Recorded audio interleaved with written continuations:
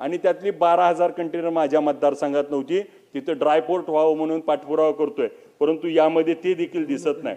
एका बाजूला सरकार सांगतंय दरडोई उत्पन्न वाढलं, मग दरडोई उत्पन्नामध्ये आपण बघितलं मुंबईचं दरडोई उत्पन्न 3,55,767 रुपये, ठाण्याचं 3,90,000 रुपये, पुण्याचं 3,74,000 आणि माझ्या सोलापूरचं 2,53,000। मग एका बाजूला 50% आमच्यापेक्षा दुपटीनं त्या ठिकाणी मुंबई, आणि मग हे नेमकं ग्रामीण आणि शहरी दरी वाढवायची आहे का आपल्याला? एका बाजूला महाराष्ट्र त्या ठिकाणी एक रस्ता आपण दाखवलाय 13 किलोमीटरचा 3,313 कोटी रुपये, दुसरा एक फ्लायओव्हर करतोय आपण 14 किलोमीटरचा 18,000 कोटीचा, आणि आमच्या महाराष्ट्राला ग्रामीणला काय मिळणार आहे? एक रस्त्याला पैसे मिळत नाही। आज आमच्या खड्ड्यातनं रस्ते चाललेत, आजची परिस्थिती काय? आणि मग एका बाजूला शहरीकरण, गरीब श्रीमंताची दरी, आणि मग शहरी आणि ग्रामीणची दरी आपण करणार आहे का आणि त्याला खत पाणी घालतोय का?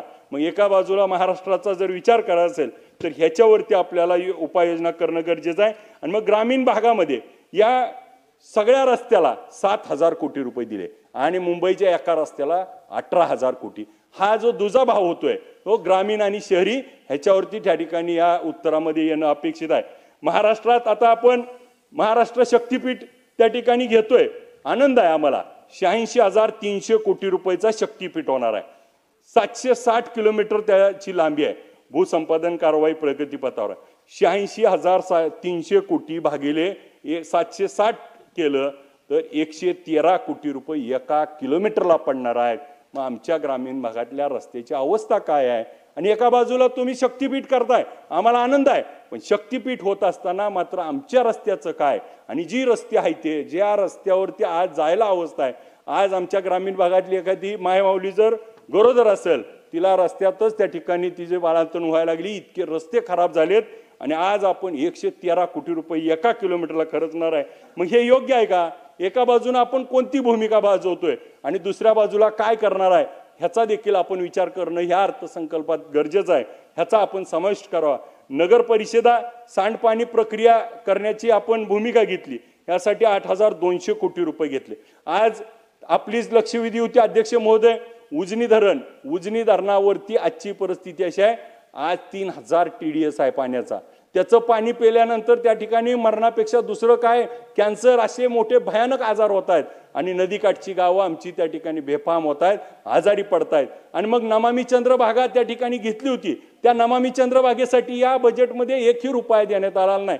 मग नमामि चंद्रभागा झाल्याशिवाय आमचं ग्रामीण भागातल्या जे आज उजनी धरणाच्या खालचं अख्ख्या पुणे जिल्ह्याचं इंडस्ट्रीचं सगळं पाणी घाण त्या ठिकाणी उजनी धरणात येतंय, आणि तेच उजनी धरणाचं पाणी आम्ही सगळेजण पितोय।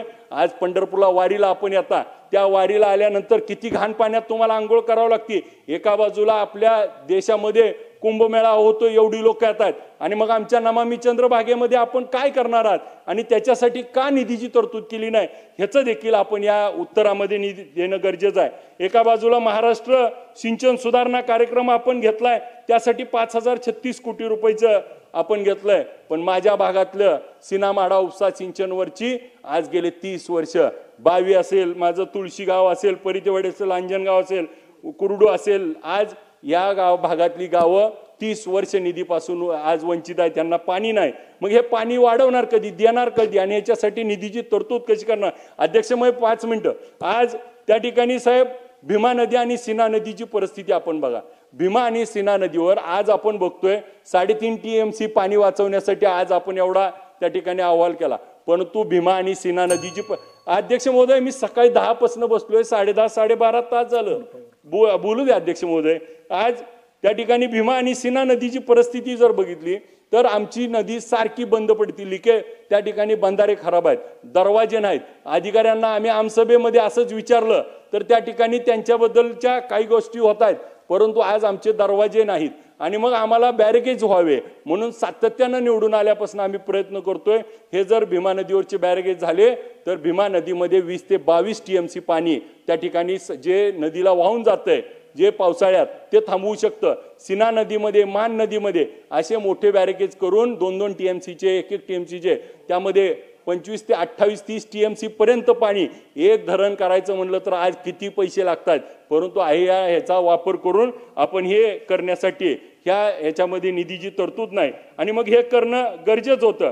एका बाजूला सरकारनं सांगितलंय की शेतकऱ्याला वीज पुरवठा करण्यासाठी 27 जिल्ह्यातनं मुख्यमंत्री सौर कृषी वाहिनी योजना राबवणार आहे आणि दुसऱ्या बाजूला मात्र आजची परिस्थिती अशी आहे की आमचा शेतकरी आहे, शेतकरी आज उच्च दाबाच, एका बाजूला लाईटचं नवीन कनेक्शन घ्यायचंय तर तुम्हाला सोलार घ्यायचा आहे आणि आमचं हाई लाईट चालत नाही. मग आमची या निमित्ताने विनंती आहे की ज्याचं एक्झिस्टिंग लाईटचं कनेक्शन आहे त्याला त्या ठिकाणी सोलार द्यावा, म्हणजे हाई या लाईटवरचा भार कमी होईल आणि त्या ठिकाणी सोलार. गेल्या वेळेस मुख्यमंत्री महोदयांनी उत्तर दिलं होतं 9 लाख पंप आमच्याकडे शिल्लक आहेत. मग 9 लाख पंप का जात नाहीत, तर त्याचं कारण असं आहे की ज्याचे नवीन घेण्याचं प्रमाण कमी आहे आणि त्याच्यामुळे आता आपल्याला पुढच्या काळामध्ये हे करणं गरजेचं आहे. आमच्या उमेदच्या महिलांसाठी सरकारनं एक चांगलं काम केलंय. 10 जिल्ह्यामध्ये 150 कोटीची तरतूद केली आहे आणि एक मॉल करणार आहेत. पण माझी विनंती आहे की त्या ठिकाणी एका मॉलनं जिल्ह्यात काय होणार नाही, प्रत्येक जिल्ह्याला त्या ठिकाणी मॉल द्यावा आणि 4 अध्यक्ष महोदय थांबा 5 मिनिटं. त्या ठिकाणी स्मारक आणि आज यशवंतराव चव्हाण साहेबांचं त्या ठिकाणी उद्या पुण्यतिथी आहे. यशवंतराव चव्हाण साहेबांनी या महाराष्ट्रातलं सगळ्यात मोठं 123 TMCचं उजनी धरण त्या ठिकाणी दिलंय. एका बाजूला आपण त्या ठिकाणी बघतोय की लोहपुरुष म्हणून सरदार वल्लभभाई पटेलांचा एवढा मोठा त्या ठिकाणी स्टॅच्यू केलाय. त्या धर्तीवरती माझ्या उजनी धरणावरती तसाच एक स्टॅच्यू करून त्या यशवंत सागरला एक पर्यटन स्थळ, या पर्यटन स्थळामध्ये आपण सगळे डेव्हलप केले. एका बाजूला सांगितलं स्मारक पर्यटन स्थळ डेव्हलप करतोय आणि उजनीसाठी 282 कोटी रुपये मुख्यमंत्र्यांची मंजुरी असताना ह्यामध्ये निधीची तरतूद नाही. मग जलपर्यटन होण्यासाठी 10-20 हजार लोकांना तिथं रोजगार होण्यासाठी आज त्या ठिकाणची सगळी लोक आस लावून बसलेत आणि महाराष्ट्रातला सगळ्यात मोठा प्रकल्प. अध्यक्ष महोदय 10 मिनिटं अहो 12.5 तास बसलोय अहो अध्यक्ष सकाळपासून. 10 10:30 वाजल्या बघा ना तुम्ही. 5 मिनिटं अध्यक्ष साहेब. धन्यवाद मंत्री महोदय, धन्यवाद साहेब. साहेब ह्या उजनी धरणावरती पर्यटन स्थळ डेव्हलप होणं आवश्यक आहे आणि हे डेव्हलप झाल्यास या भागात रोजगाराची त्या ठिकाणी खूप मोठी ही होणार आहे. एका बाजूला अध्यक्ष महोदय कृषी क्षेत्रात 3.2चं 8.87 झालं, उद्योग क्षेत्रात 6.2 वरनं आपण 4.9 वर आलोय आणि सेवा क्षेत्रात 8.3 वरनं 7.8 वर आलोय आणि आपला विकास दर 8 वरनं खाली घसरून 7.3 वर आलाय. त्यामुळे उद्योग व्यवसायाला आता चालना देण्यासाठी आमच्या मतदारसंघातल्या 2 MIDC प्रलंबित आहेत. त्या MIDC केल्यास पुढच्या काळात आम्हाला देखील ह्या उद्योगामध्ये कॉन्ट्रीब्युशन करण्यासाठी मिळेल. त्यासाठी आपण निधी उपलब्ध करून द्यावा. भारताचा जर राष्ट्रीय उत्पन्नातील GDP महाराष्ट्राचा वाटा बघितला 15% 13.3% घसरण्यात आलाय. त्यामुळे ह्याच्यावर देखील काम करण्याची गरज आहे. केंद्राने प्रकाशित केलेल्या अहवालानुसार स्रोत विचार करता आज आपण क्रमांक 4 वर 2014ला होतो, आज क्रमांक 6 वर येतोय.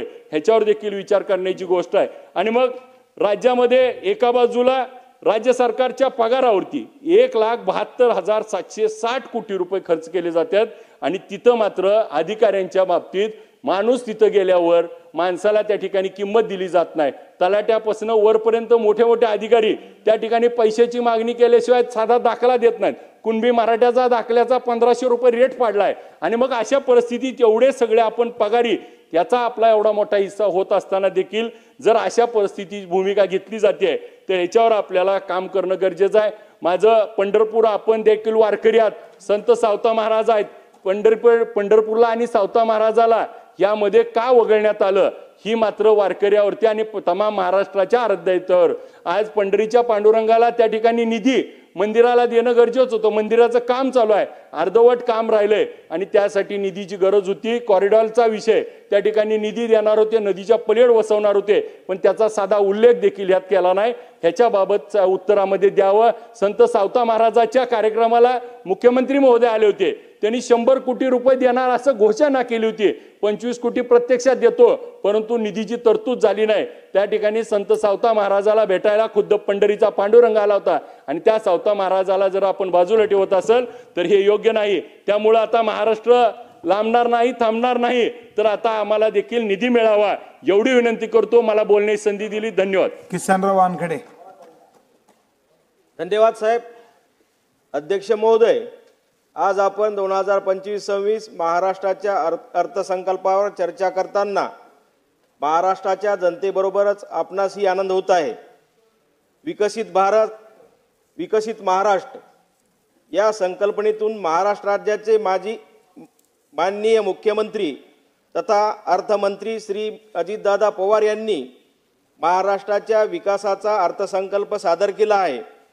ह्या देशाचे लाडके पंतप्रधान माननीय श्री नरेंद्र मोदी साहेबांचा देशाला जगामध्ये विश्वगुरू बनवण्याच्या संकल्पनेला साथ देत महाराष्ट्राला देशात प्रथम क्रमांकाचे राज्य बनवण्याच्या महाराष्ट्राच्या माननीय मुख्यमंत्री श्री देवेंद्रजी फडणवीस साहेबांच्या दूरदृष्टीने माननीय उपमुख्यमंत्री माननीय एकनाथरावजी शिंदे साहेबांच्या साथीने व माननीय उपमुख्यमंत्री तथा वित्तमंत्री श्री अजित पवार साहेबांच्या अर्थसंकल्पातून विकासाची गंगाच महाराष्ट्रात वाहत असल्याचे चित्र स्पष्ट होत आहे। महाराष्ट्राचा सर्वांगीण विकास साधताना प्रामुख्याने देश कृषी प्रधान देश आहे।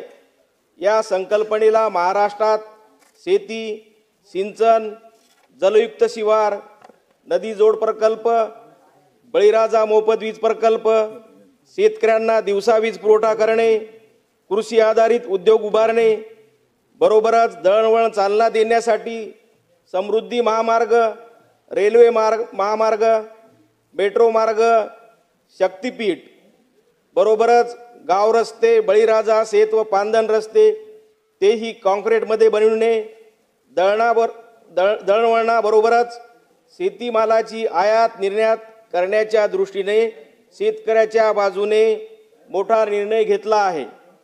घरकुल योजना, उद्योग, आरोग्य, शिक्षण, शहरी भागाबरोबरच ग्रामीण भागाचा सर्वांगीण विकास साधताना भरभरून निधीची तरतूद करून देशामध्ये महाराष्ट्राला प्रथम क्रमांकावर नेण्याच्या दृष्टीने अर्थसंकल्प सादर करून महाराष्ट्राचे आदरात्मक लक्ष वेधून घेतले आहे। महोदय, अध्यक्ष महोदय, माझा मतदारसंघ उमरखेड महागाव असून हा मतदारसंघ यवतमाळ जिल्ह्याचे शेवटचे टोक असून विकासापासून अंशतः वंचित आहे। तेव्हा ह्या राखीव मतदारसंघाकडे खास करून लक्ष देण्याची आवश्यकता आहे। या मतदारसंघात उमरखेड तालुका व महागाव तालुका येतो। त्याचबरोबर बंदी भाग म्हणून ओळखतो तो पैनगंगा अभयारण्यामुळे विकासापासून कोसो दूर राहिला आहे। तेव्हा तेथील रस्त्याची दयनीय अवस्था असून वन विभागाची परवानगी मिळत नसल्यामुळे रस्ते पूर्णत्वास जात नाहीत। त्याचबरोबर बंदी भाग असल्यामुळे शिक्षणाची सुद्धा चांगल्या प्रकारे तिथे व्यवस्था नाही आणि आरोग्याचे त्या ठिकाणी सोंदाबी येथे दवाखाना आहे पण तिथे साहित्य नाही। म्हणून मी आपल्याला विनंती करतो की ह्या गोष्टीला प्राधान्याने व्यवस्था होणे नितांत आवश्यकता आहे। महोदय, मी सिंचन विषयी बोलण्याचे झाल्यास उमरखेड तालुक्यात पेनगंगा नदी वाहते। यावर उर्ध्व पेनगंगा प्रकल्प इसापूर येथे आहे। पेनगंगा नदीवर उच्च पातळी बंधारे मंजूर आहेत, तेव्हा लवकर पूर्ण अपेक्षित आहे असून उर्ध्व पेनगंगा प्रकल्पातील पूर्वी झालेल्या कालव्याची दुरुस्ती होऊन पूर्ण क्षमतेने सिंचन होणे नितांत गरज आहे व उच्च पातळी बंधारे लवकर पूर्ण होऊन नदी तीरावरील शेती सिंचन व्हावे। उन्हाळ्यामध्ये मानवांना व पशूंना पिण्याच्या पाण्याचा प्रश्न निश्चित निकाली निघेल। त्याचप्रमाणे महागाव तालुक्यात पूस नदी असून वेणी येथे लोअर पूस प्रकल्प आहे। वेणीपासून धरोणापर्यंत पूस नदीवर उच्च पातळीचे बंधारे प्रस्तावित केल्यास नदी तीरावरील शेतीचा, सिंचनाचा, मानवाचा व पशुचा पाण्याचा पिण्याचा प्रश्न निकाली निघेल। महोदय, उमरखेड महागाव विधानसभा मतदारसंघात उद्योगाकडे लक्ष वेधल्यास उमरखेड तालुक्यात पोफाळी येथे वसंत सहकारी साखर कारखाना होता, बंद पडल्यामुळे भाडे तत्वावर वैभवराज शुगर प्रायव्हेट लिमिटेडला भाडे तत्वावर देण्यात आला आहे व महागाव तालुक्यात गुंज येथे पुष्पावती सहकारी साखर कारखाना होता, हाही बंद पडल्यामुळे भाडे तत्वावर नॅचरल शुगर प्रायव्हेट लिमिटेड यांना देण्यात आला। परंतु हे दोन्ही चांगल्या क्षमतेने चालण्यासाठी त्यांना शासनामार्फत बळ देण्याची नितांत आवश्यकता आहे। महोदय, तिथे सिंचनासाठी सुविधा असून योग्य वेळी त्याचं नियोजन होत नसल्यामुळे शेतीला ऊसाला पाणी बरोबर मिळत नाही आणि वीज पुरवठा सुद्धा दिवसा होत नसल्यामुळे त्या ठिकाणी ऊस बरोबर पिकत नाही आणि रस्त्याची अतिशय दयनीय अवस्था त्या ठिकाणी झाल्यामुळे ओव्हरलोड त्या ठिकाणी ट्रक जात असल्यामुळे त्या ठिकाणी दयनीय अवस्था झाली आहे. महोदय, ह्या ठिकाणचा ऊस जवळपास 9 फॅक्टरीला जातोय, शुगर 9 फॅक्टरीला पुरवतो. तेव्हा मला आपल्याला विनंती करायची आवश्यकता आहे किंवा विनंती करतो, त्या ठिकाणी सिंचनाचं व्यवस्थित नियोजन व्हावं, विजेचं व्यवस्थित नियोजन व्हावं आणि रस्ते चांगल्या प्रकारे बनावे अशी मी आपणाला ह्या ठिकाणी विनंती करतो. त्याचबरोबर आमच्या मतदारसंघातील आज ऊस जवळपास 9 कारखान्याला तर निश्चित जातोच. त्याचबरोबर ससरकुंड वीज प्रकल्प प्रस्तावित आहे साहेब, तो प्रस्तावित असलेला प्रकल्प पूर्ण करण्यात यावा. पैनगंगा अभयारण्य आहे, त्याला व्याघ्र अभयारण्य घोषित केल्यास त्या ठिकाणी सुद्धा पर्यटन मोठ्या प्रमाणात होईल. ससरकुंड धबधबा आहे साहेब, त्या ठिकाणी पर्यटन व उद्योगांना चालना मिळाल्याशिवाय राहणार नाही. महोदय, उमरखेड महागाव विधानसभा मतदारसंघात रस्त्याची दयनीय अवस्था झालेली आहे. सध्या फक्त नागपूर ते तुळजापूर राष्ट्रीय मार्ग पूर्णत्वाकडे जाताना दिसतो. ह्या रस्त्यावर उमरखेड येथे 2 उडान पुलाची नितांत आवश्यकता आहे. त्याचबरोबर महागाव येथे सुद्धा 1 उडान पुलाची नितांत आवश्यकता आहे. नाहीतर राष्ट्रीय महामार्गावर अपघातांची मालिका सुरू झाल्याशिवाय राहणार नाही. म्हणून आपल्याला विनंती आहे, उमरखेड तालुक्यातील रस्त्याकडे नितांत लक्ष द्यावं. त्याचबरोबर ग्रामीण रस्ते व पांदन रस्ते सुद्धा काँक्रीटचे होणे आवश्यक आहे, कारण त्या भागामध्ये मतखंडामध्ये निव्वळ काळी असल्यामुळे त्यामुळे त्या ठिकाणी ओव्हरलोडचे ट्रक जात असल्यामुळे ते दीर्घकाळ ते रोड टिकत नाहीत. म्हणून माझी आपणाला विनंती आहे की ते काँक्रीटचे करण्यात यावे. आणि मी अनेक समाजासाठी ह्या ठिकाणी महामंडळ निर्माण केले आहेत सर. एक विनंती करतो की जसं आरटी निर्माण केलं, बार्टी निर्माण केलं, त्याच धर्तीवर रारटी निर्माण करावं. मी आपणाला विनंती करतो की चर्मकार समाजासाठी संत Ravidas Maharaj research and training institute हे आपण स्थापन करावं आणि चर्मकार समाजाला न्याय देण्यात यावा आणि त्या विद्यार्थ्यासाठी आपण काम करावं अशी मी आपणाला विनंती करतो. साहेब, महाराष्ट्रात नव्हे तर देशात हा समाज अतिशय प्रामाणिक सरळ वागणारा समाज आहे. हा शिक्षणापासून वंचित आहे. माझी आपणाला विनंती आहे, याच्याकडे लक्ष द्यावं. विकसित महाराष्ट्र, सक्षम शेतकरी आणि समृद्ध समाज घडण्यासाठी आपण मदत करावी. विकास के पथ पर हम तभी चल पाएंगे जब गांव शहर सब साथ बढ़ पाएंगे. हर युवा बनेगा भारत की शान जब मिलेगा रोजगार और सम्मान. जय हिंद, जय भारत, भारत माता की जय. धन्यवाद. हेमंत ओगले. धन्यवाद अध्यक्ष महोदय. 11 तासानंतर वेळ मिळाली. सकाळी आम्ही 9:45 इथं आलो होतो. अर्थसंकल्पावरील चर्चेच्या मुद्द्यावरती बोलण्यासाठी मी या ठिकाणी उभा आहे. आदरणीय अजितदादांनी 11वा अर्थसंकल्प मांडला, त्याबद्दल मी त्यांचं अभिनंदन करतो. आणि हा माझा पहिलाच अर्थसंकल्प आहे आणि त्यासाठी एवढा वेळ बसावं लागतं हे पाहिल्यावरती असं वाटतं की बरोबर आहे, थोडंसं जरा पेशन्स ठेवणं गरजेचं आहे. धन्यवाद अध्यक्ष महोदय. या ठिकाणी 2 मंत्री महोदय उपस्थित आहेत, आदरणीय सावकारे साहेब, आदरणीय राणे साहेब. तेही आमचं एवढं सगळं ऐकून घेत आहेत, त्याबद्दल तुमचंही धन्यवाद. अध्यक्ष महोदय, सुरुवातीलाच एक थोडासा शेर सुरुवात करतो. वादे उतने ही करो जितने निभा सको, आपकी झूठे उम्मीद महाराष्ट्र का भविष्य खराब ना कर दे. कारण ज्या पद्धतीने एवढे मोठे काही आकडे ऐकले, म्हणजे मी तर आयुष्यात पहिल्यांदाच अर्थसंकल्प या ठिकाणी बसून ऐकला. यापूर्वी टी व्हीवरती पाहायचो, ते आकडे ऐकून एकदम अशी भोवळ येण्याची वेळ झाली होती. आज सरकारवरती 8 लाख कोटींचं कर्ज आहे आणि विकास कर्ज आहे आणि त्यामध्ये केंद्र सरकारने 12% परत आपल्याला जे निधी मिळते त्याच्यामध्ये कपात केलेली आहे. मग एक लक्षात येत नाही, इथं ट्रिपल इंजिन सरकार, तिथलं डबल इंजिन सरकार. मग त्या 5 इंजिन असताना महाराष्ट्रासारख्या मोठ्या राज्याला 12% कपात का करण्यात आली, याचं उत्तर सरकारने दिलं पाहिजे. अध्यक्ष महोदय, काही महत्त्वाच्या गोष्टींवरती या ठिकाणी मला आपलं लक्ष वेधायचं आहे. सरकारने घोषणा केली होती की 2.5 लाख सरकारी पदं खाली आहेत आणि ती आम्ही भरणार आहोत. तर ती कधी भरणार आहेत आणि त्याची सुरुवात कधी होणार आहे, याचं आम्हाला उत्तर हवं आहे. अध्यक्ष महोदय, मुंबईसाठी आणि मोठ्या मोठ्या शहरांसाठी खूप मोठ्या मोठ्या घोषणा झाल्या. 1 ट्रिलियनची इकॉनॉमी मुंबईची करायची ठरलंय सरकारचं 2047 साली. परंतु आज आपल्या महाराष्ट्रातल्या ग्रामीण भागातले रस्ते, पाणी, शेतकऱ्यांची अवस्था याच्यावरती काहीही या सरकारचं लक्ष दिसत नाही आहे. ज्या पद्धतीत काम व्हायला पाहिजे होतं आणि ज्या पद्धतीत त्यांच्यावरती निधी द्यायला पाहिजे होता तो बिलकुल दिला जात नाही आहे. अध्यक्ष महोदय, गडचिरोली स्टील हब म्हणून सरकार विकसित करणार आहे, केलंच पाहिजे. परंतु त्याचबरोबर तिथले जे आदिवासी समाज आहे त्यांच्यावरती अन्याय झाला नाही पाहिजे. त्यांची संस्कृती आहे, ती संस्कृती टिकवण्यासाठी सरकार त्यांना काय मदत करणार आहे याच्यावरती काही यामध्ये लिहिलेलं नाही आहे. अंगणवाडी सेविका आहेत, आमच्या आशा सेविका आहेत, यांना 15,000 रुपये वेतन देण्याचं सरकारने इलेक्शनमध्ये मॅनिफेस्टोमध्ये लिहिलेलं आहे. त्याची आज कुठलीही घोषणा या ठिकाणी झालेली दिसत नाही. अध्यक्ष महोदय, आज आपण पाहतात की शेतकऱ्यांचं राज्य सरकारने सांगितलं होतं इलेक्शनच्या वेळेस की खतावरील राज्याचा जो GST आहे त्याला आम्ही माफी देणार आहोत. परंतु अजूनपर्यंत ती कुठलीही माफी दिली जात नाही. उलट शेतकऱ्यांना जर युरिया घ्यायचा असेल तर त्याला लिंकिंग करून बाकीची इतर खतं घ्यावी लागतात. DPA घ्यायचं असेल तर त्याला लिंकिंग करून बाकीचे खतं घ्यावं लागतात. हे याच्यावरती सरकार काय करणार आहे?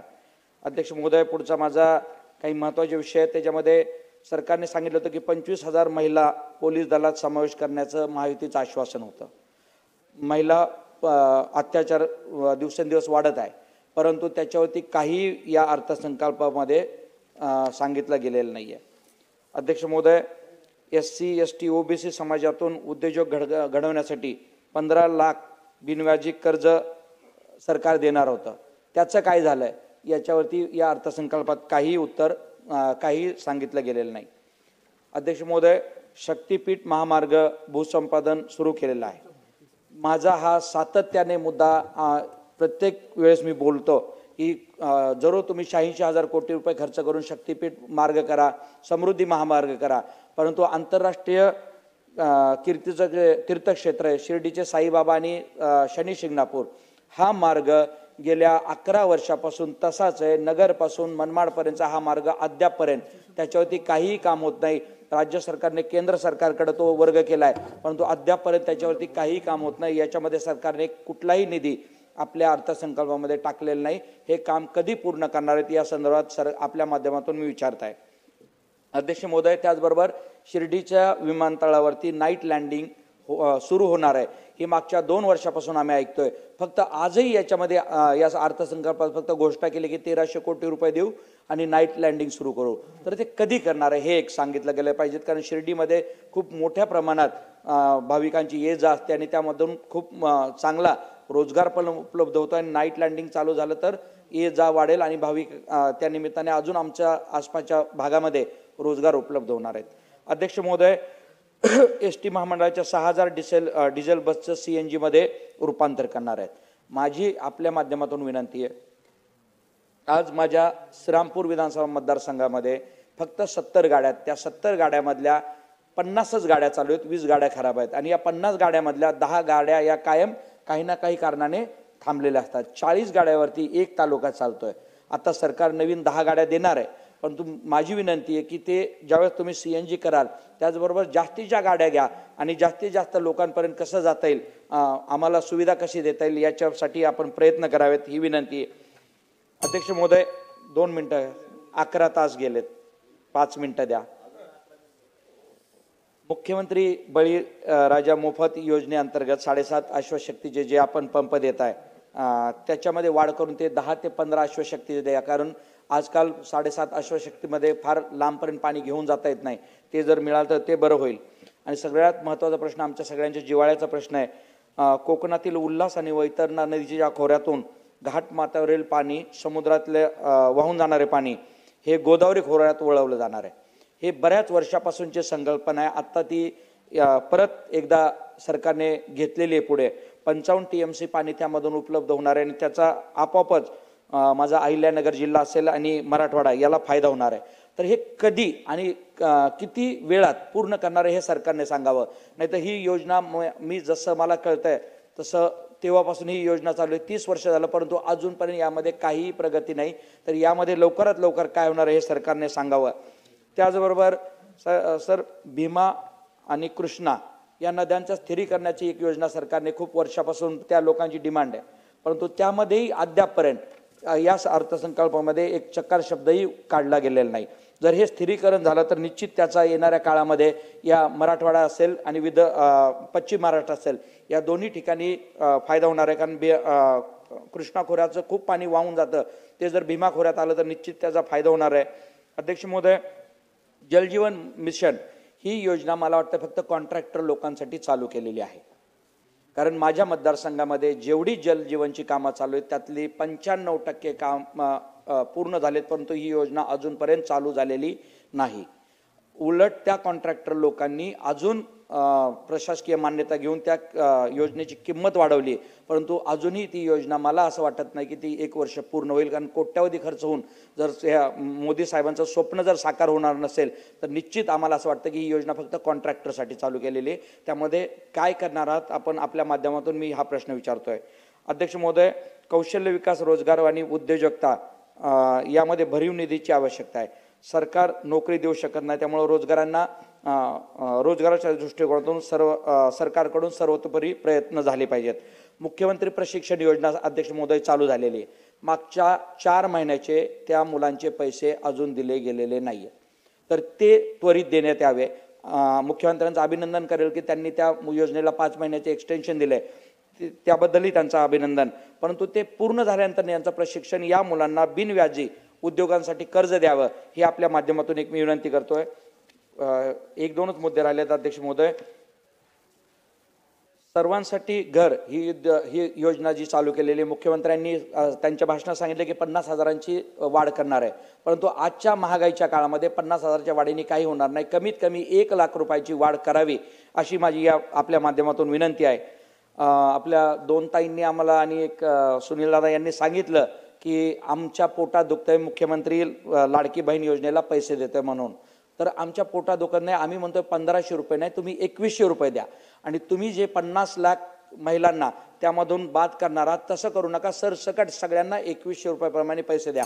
कारण काँग्रेस सरकारने तेलंगणा आणि कर्नाटकमध्ये आता 3000 रुपयाप्रमाणे पैसे देत आहेत, त्याप्रमाणे इथेही द्यावे अशी आमची विनंती आहे. अध्यक्ष महोदय, शेवटचे 1 मिनिट अध्यक्ष महोदय, फार महत्त्वाचा मुद्दा आहे.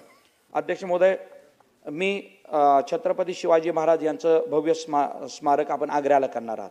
माननीय पंतप्रधानांच्या हस्ते या ठिकाणी स्मारकाचं भूमिपूजन झालंय, त्याचं काय होणार आहे ते एक सांगावं अध्यक्ष महोदय. अध्यक्ष महोदय, आत्ताच आमचे विक्रम पाचपुते आमदार आहेत, त्यांनी एक मुद्दा मांडला की छत्रपती संभाजी महाराज यांच्या स्मारकासाठी. अध्यक्ष महोदय, छत्रपती संभाजी महाराजांना पकडून पेडगाव ज्या गावी ठेवण्यात आलं होतं, मी त्या गावचा आहे.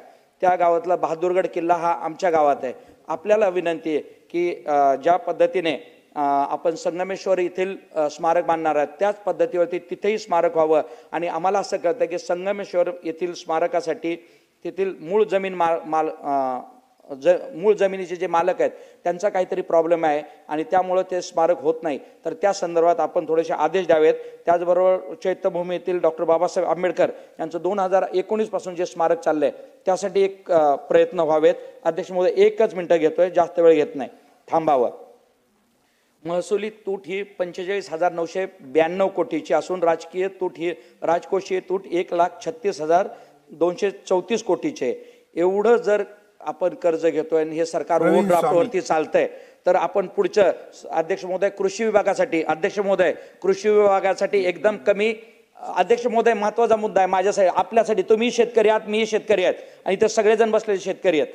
कृषी विभागासाठी फक्त 9,710 कोटी रुपये या ठिकाणी टाकलेले आहेत. सरकारने सांगितलं होतं की आम्ही कर्जमाफी करू, तर ती कर्जमाफी कधी करणार आहेत हे आम्हाला कळावं. आणि शेवटचा मुद्दा अध्यक्ष महोदय मी आपल्याला सांगू इच्छितो. माझ्या मतदारसंघात एक मुद्दा आहे अध्यक्ष महोदय शेवटचा. सरकारने सांगितलेलं आहे की महानुभाव पंथासाठी ते काही काम करणार आहेत, काही पैसे टाकणार आहेत. महानुभाव पंथातलं सगळ्यात महत्त्वाचं एक ठिकाण माझ्या मतदारसंघामध्ये येतं. राजमठ आणि आसन छिन्नी स्थळ श्री क्षेत्र डोमेगाव, तालुका श्रीरामपूर, जिल्हा अहिल्यानगर आणि श्री चक्रधर स्वामी मंदिर भोकर हे माझ्या मतदारसंघामध्ये येत आहेत. याही ठिकाणी चांगल्या पद्धतीचे डेव्हलपमेंट व्हावी अशी मी आपल्या माध्यमातून विनंती करतो. जय हिंद, जय हिंद, जय महाराष्ट्र. एक घेतो लगेच. अरुण खान. हॅलो, धन्यवाद अध्यक्ष महोदय. सन 2025-26च्या अर्थसंकल्पावर सर्वसाधारण बोलण्याची मला संधी दिली त्याबद्दल आपला धन्यवाद. अध्यक्ष महोदय, मुंबई मेट्रो 6 स्वामी समर्थ नगर जोगेश्वरी विक्रोळी या उन्नत मेट्रो रेल्वे प्रकल्पामध्ये जोगेश्वरी पूर्वेस एक स्थानक व इन्फिनिटी मॉल म्हणजे पश्चिमेकडे एक स्थानक साधारणतः 1.5 ते 2 किलोमीटर अंतर असल्यामुळे सर्वसामान्य नागरिकांमध्ये नाराजगी आहे. मध्यवर्ती स्थानकच नसल्यामुळे जोगेश्वरी रेल्वे स्थानक, स्वामी विवेकानंद रस्ता परिसर येथील नागरिकांना मेट्रोचा फायदा होणार नाही. परिसरातील शाळा, रुग्णालय व स्थानिक नागरिकांनी मिल्लत नगर शाळा येथे मेट्रो स्थानक व्हावे अशी मागणी करीत आहेत. नागरिकांची मागणी लक्षात घेऊन मिल्लत नगर शाळेजवळ जोगेश्वरी पश्चिम येथे मेट्रो 6चे स्थानक व्हावे अशी अर्थसंकल्पामध्ये तरतूद करण्यात यावी ही माझी मागणी आहे. तसेच अध्यक्ष महोदय, मुंबई महानगर प्रदेश हे आंतरराष्ट्रीय दर्जाचे आर्थिक विकास केंद्र म्हणजे ग्रोथ हब म्हणून विकसित करण्याचा निर्णय शासनाने घेतला आहे. यामध्ये अध्यक्ष महोदय कुर्ला वरळी असा उल्लेख आहे. अध्यक्ष महोदय, या दोन्ही ठिकाणी महाराष्ट्र शासनाची आरे डेअरी होती, ती बंद पडली. एका ठिकाणी अमूल दूध पिता है इंडिया ऐकताना आपल्या शासनाचा दुग्ध व्यवसाय बंद पाडणारे शासन ग्रोथ हबच्या वल्गना करीत आहे. त्यातल्या त्यात या कुर्ल्या मदर डेअरीचा जागा धारावी पुनर्वसन प्रकल्पासाठी देण्याचा शासनाने निर्णय घेतला आहे. म्हणजे ग्रोथ हब नक्की कोणासाठी होणार आहे? अध्यक्ष महोदय, मी ज्या मतदारसंघामध्ये कार्यरत आहे तिथे पूर्ण वर्सोवा विधानसभेमध्ये महानगरपालिकेच्या वतीने सिमेंट रोडचे काम चालू आहे. पूर्ण रस्ता खोदलेला आहे. सगळ्यांनी शेर बोलले आहेत, मी पण एक शेर बोलतो. महानगरपालिकेचं काम कसं असतो, आता हसण्यासाठी कोण नाही आहे, पण बहुतेक तुम्हाला हसी येणारच. महानगरपालिकेचं काम असं आहे की इधर भी खुदा, उधर भी खुदा, आगे भी खुदा, पीछे भी खुदा, ऊपर भी खुदा, नीचे भी खुदा, जहां नहीं खुदा वहां काम चालू आहे. महानगरपालिकेने पूर्ण वर्सोवा विधानसभा आमचा खोदून ठेवलेला आहे. वारंवार बोलताना जो कामाला गती मिळाली पाहिजे त्या हिशोबाने कामाला गती मिळत नाहीये. एकदम संतत गतीने काम चालू आहे. जर हे रस्त्याचे काम पावसाच्या अगोदर झाले नाही तर अध्यक्ष महोदय, या पूर्ण वर्सोवा विधानसभेमध्ये एक दयनीय परिस्थिती निर्माण होणार आहे. अध्यक्ष महोदय, मी ज्या प्रभागामध्ये काम करतो त्या प्रभागामध्ये पाण्याचा प्रश्न हा मोठ्या प्रमाणात निर्माण होत आहे. अध्यक्ष महोदय, माझ्या विभागामध्ये वर्सोवा हा कोळीवाडा समाजाचा एक मोठा भाग आहे. त्यांना पाण्याची कमतरता आहे. माझ्या एरियामध्ये, माझ्या विभागामध्ये अध्यक्ष महोदय, यादवनगर, बांदिवली हिल, विकासनगर, आनंदनगर, शास्त्रीनगर, कासमनगर, कदमनगर असे जे नगर आहेत तिथे पाणी क्वचितच मिळतो लोकांना. दररोज पाण्याची कमतरता आहे म्हणून लोकांची तक्रार असते. महानगरपालिकेच्या या कारभारीला आपण काय बोलूया? पाण्याची जर कमतरता असेल तर त्यांनी सांगावं की पाणी कमी आहे, 5 मिनिटं येणार आहे, 10 मिनिटं येणार आहे. जर 3-3 तास तुम्ही पाणी देणार आहात, त्या 3 तासामध्ये जर अर्धा तास पण पाणी तुम्ही देत नसाल तर लोकांचा हा त्रास फक्त आणि फक्त ते तिथे काम करणारा जो राजनीतिक माणूस असतो त्याच्यावर होतो. अध्यक्ष महोदय, आमचे राज्याचे मुख्यमंत्री सन्माननीय आमचे मुख्यमंत्र्यांनी असं सांगितलं की हाऊसिंग आणि SRAच्या बिल्डिंगवरती आपण सोलार पॅनल लावावं. माझी मागणी एवढी आहे की हे जे सोलार पॅनल जे लावण्यासाठी आपण मुख्यमंत्री महोदयाने बोललेले आहेत, माझी अशी मागणी आहे की त्यासाठी आमदार फंडातून तरतूद केलेली आहे. त्याचा GR निघालेला आहे. जर निघाला असेल तर त्याच्याबद्दल आम्हाला त्याबद्दल अवगत करण्यात यावं. आपण मला या प्रश्नावर बोलण्याची संधी दिली त्याबद्दल मी आपला मनापासून धन्यवाद करतो. धन्यवाद. जय हिंद. देवराम बोंगळे. माननीय अध्यक्ष महोदय, मी या ठिकाणी राज्याच्या 2025-2026 या अर्थसंकल्पावर माझं मत मांडण्याकरता उभा आहो. खरं तर आपल्या राज्याचे अर्थमंत्री, राज्याचे उपमुख्यमंत्री अजितदादा पवार यांनी आपल्या राज्याचे कर्तव्यदक्ष मुख्यमंत्री देवेंद्रजी फडणवीस यांच्या नेतृत्वामध्ये आणि राज्याचे उपमुख्यमंत्री एकनाथजी शिंदेसाहेब यांच्या सहकार्याने जो अर्थसंकल्प सादर केला, त्या अर्थसंकल्पाचं मी माझ्या मतदारसंघातील जनतेच्या वतीने हार्दिक स्वागत करतो. खरं तर हा अर्थसंकल्प म्हणजे जनताभिमुख असून राज्याच्या प्रगतीला गती देणारा अर्थसंकल्प आहे. देशाचे पंतप्रधान, विश्वभूषण, देशगौरव, जननायक नरेंद्रजी मोदी यांनी 2047 पर्यंत भारत हा विकसित राष्ट्र करण्याचा जो संकल्प केला, त्या संकल्पाला पुढे नेत आजच्या राज्याचा अर्थसंकल्प सादर झाला. आपल्या राज्याच्या अर्थमंत्र्यांनी सांगितलं की महाराष्ट्र आता थांबणार नाही, विकास आता लांबणार नाही. आणि विकसित देशाचं स्वप्न पाहताना आपलं राज्य जोपर्यंत विकसित होणार नाही तोपर्यंत हा देशसुद्धा विकसित होणार नाही. आणि या अनुषंगाने निश्चितच या राज्याचा चौफेर विकास व्हावा. 2047 पर्यंत आपलं राज्यसुद्धा विकसित राष्ट्र व्हावा या दिशेने टाकलेलं हे पाऊल आहे.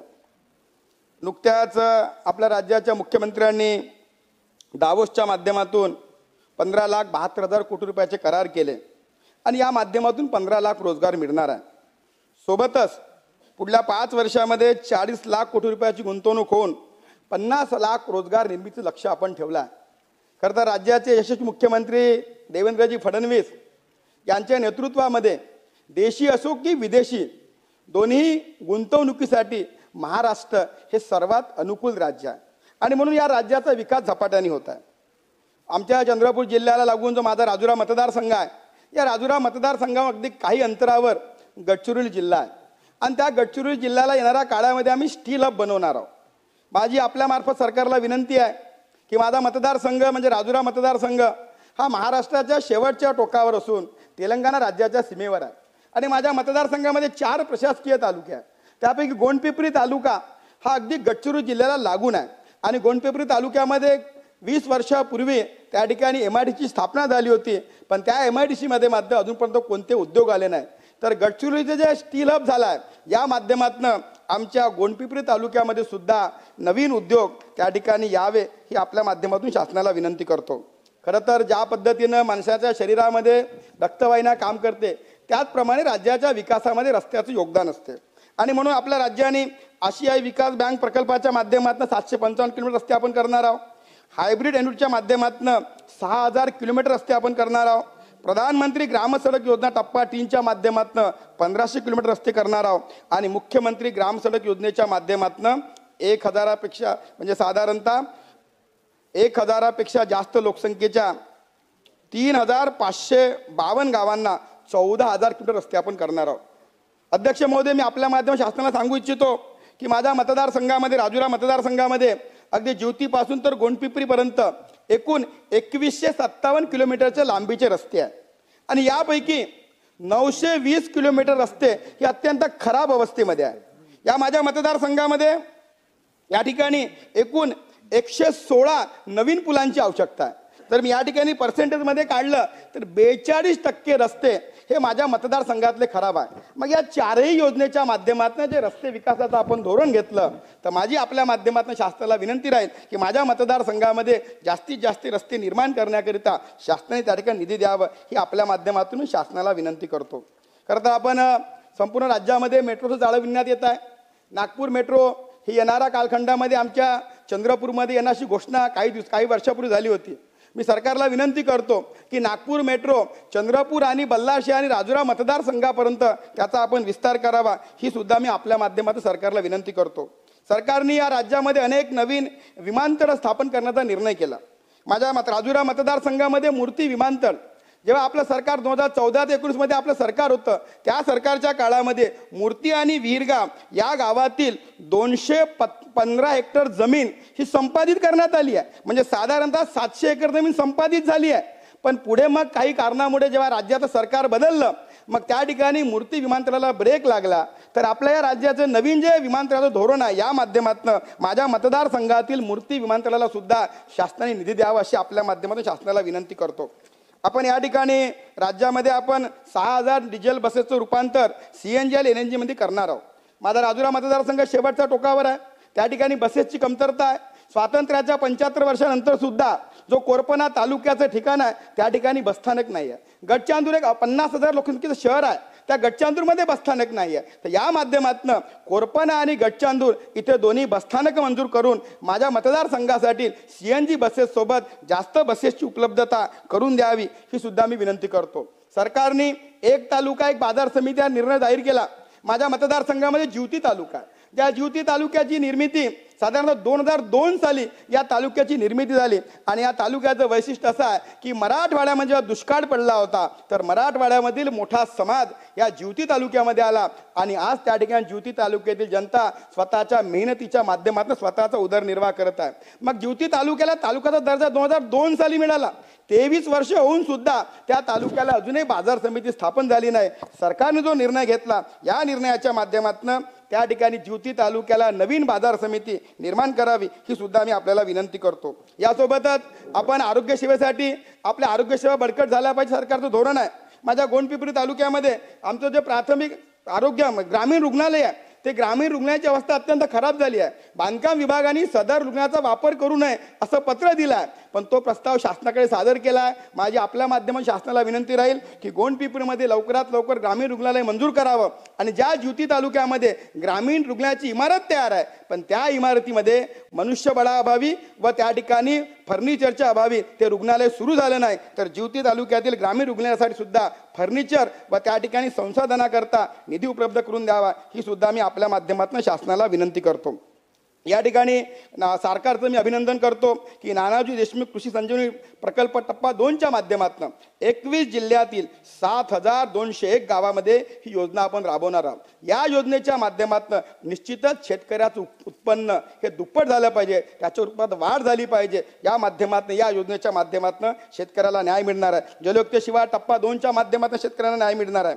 या ठिकाणी गोशी खुर्द प्रकल्प जो अनेक वर्षापासून आहे, तो प्रकल्प सुद्धा पूर्ण करण्याचा निर्णय केला. माझी आपल्याला विनंती राहील की गोशी खुर्द प्रकल्पाचा जर कालवा गोंडपिंपरी तालुक्यामध्ये आम्ही आणू शकलो, तर निश्चितच गोंडपिंपरी तालुक्यातील शेतकऱ्यांना नवसंजीवनी मिळाल्याशिवाय राहणार नाही. यासोबतच 5000 कोटी रुपये आपण सिंचनासाठी खर्च करणार आहोत. माझी आपल्याला विनंती आहे की आमच्या जिल्ह्यामध्ये वर्धा नदी ही आमची वरदान आहे. आणि ज्या नदीचा मगाने मी उल्लेख केला होता की जी नदी प्रदूषित झाली आहे, पण त्या नदीचं पुनरुज्जीवन करून त्या नदीचं प्रदूषण दूर करून जर वर्धा नदीवर जर आम्ही एखादा बॅरेज बांधला, तर निश्चितच त्या बॅरेजच्या माध्यमातून राजुरा मतदारसंघातील लाखो शेतकऱ्यांना त्या ठिकाणी सिंचनाचा लाभ होणार आहे. आणि म्हणून शासनाला सुद्धा मी विनंती करतो या ठिकाणी आपण नगरपालिका क्षेत्रातील सांडपाण्यावर प्रक्रिया करण्याकरिता 8200 कोटी रुपयाचं भरीव अनुदान दिलं आहे. खरं तर आपण पाहतो की शहरामध्ये वाढत्या शहरीकरणामुळे त्या ठिकाणी नदी प्रदूषित होत चाललेल्या आहे आणि म्हणून मोठ्या मोठ्या शहराला सिवेज ट्रीटमेंट प्लॅनची आवश्यकता आहे. मी या माध्यमातून आपल्याला विनंती करतो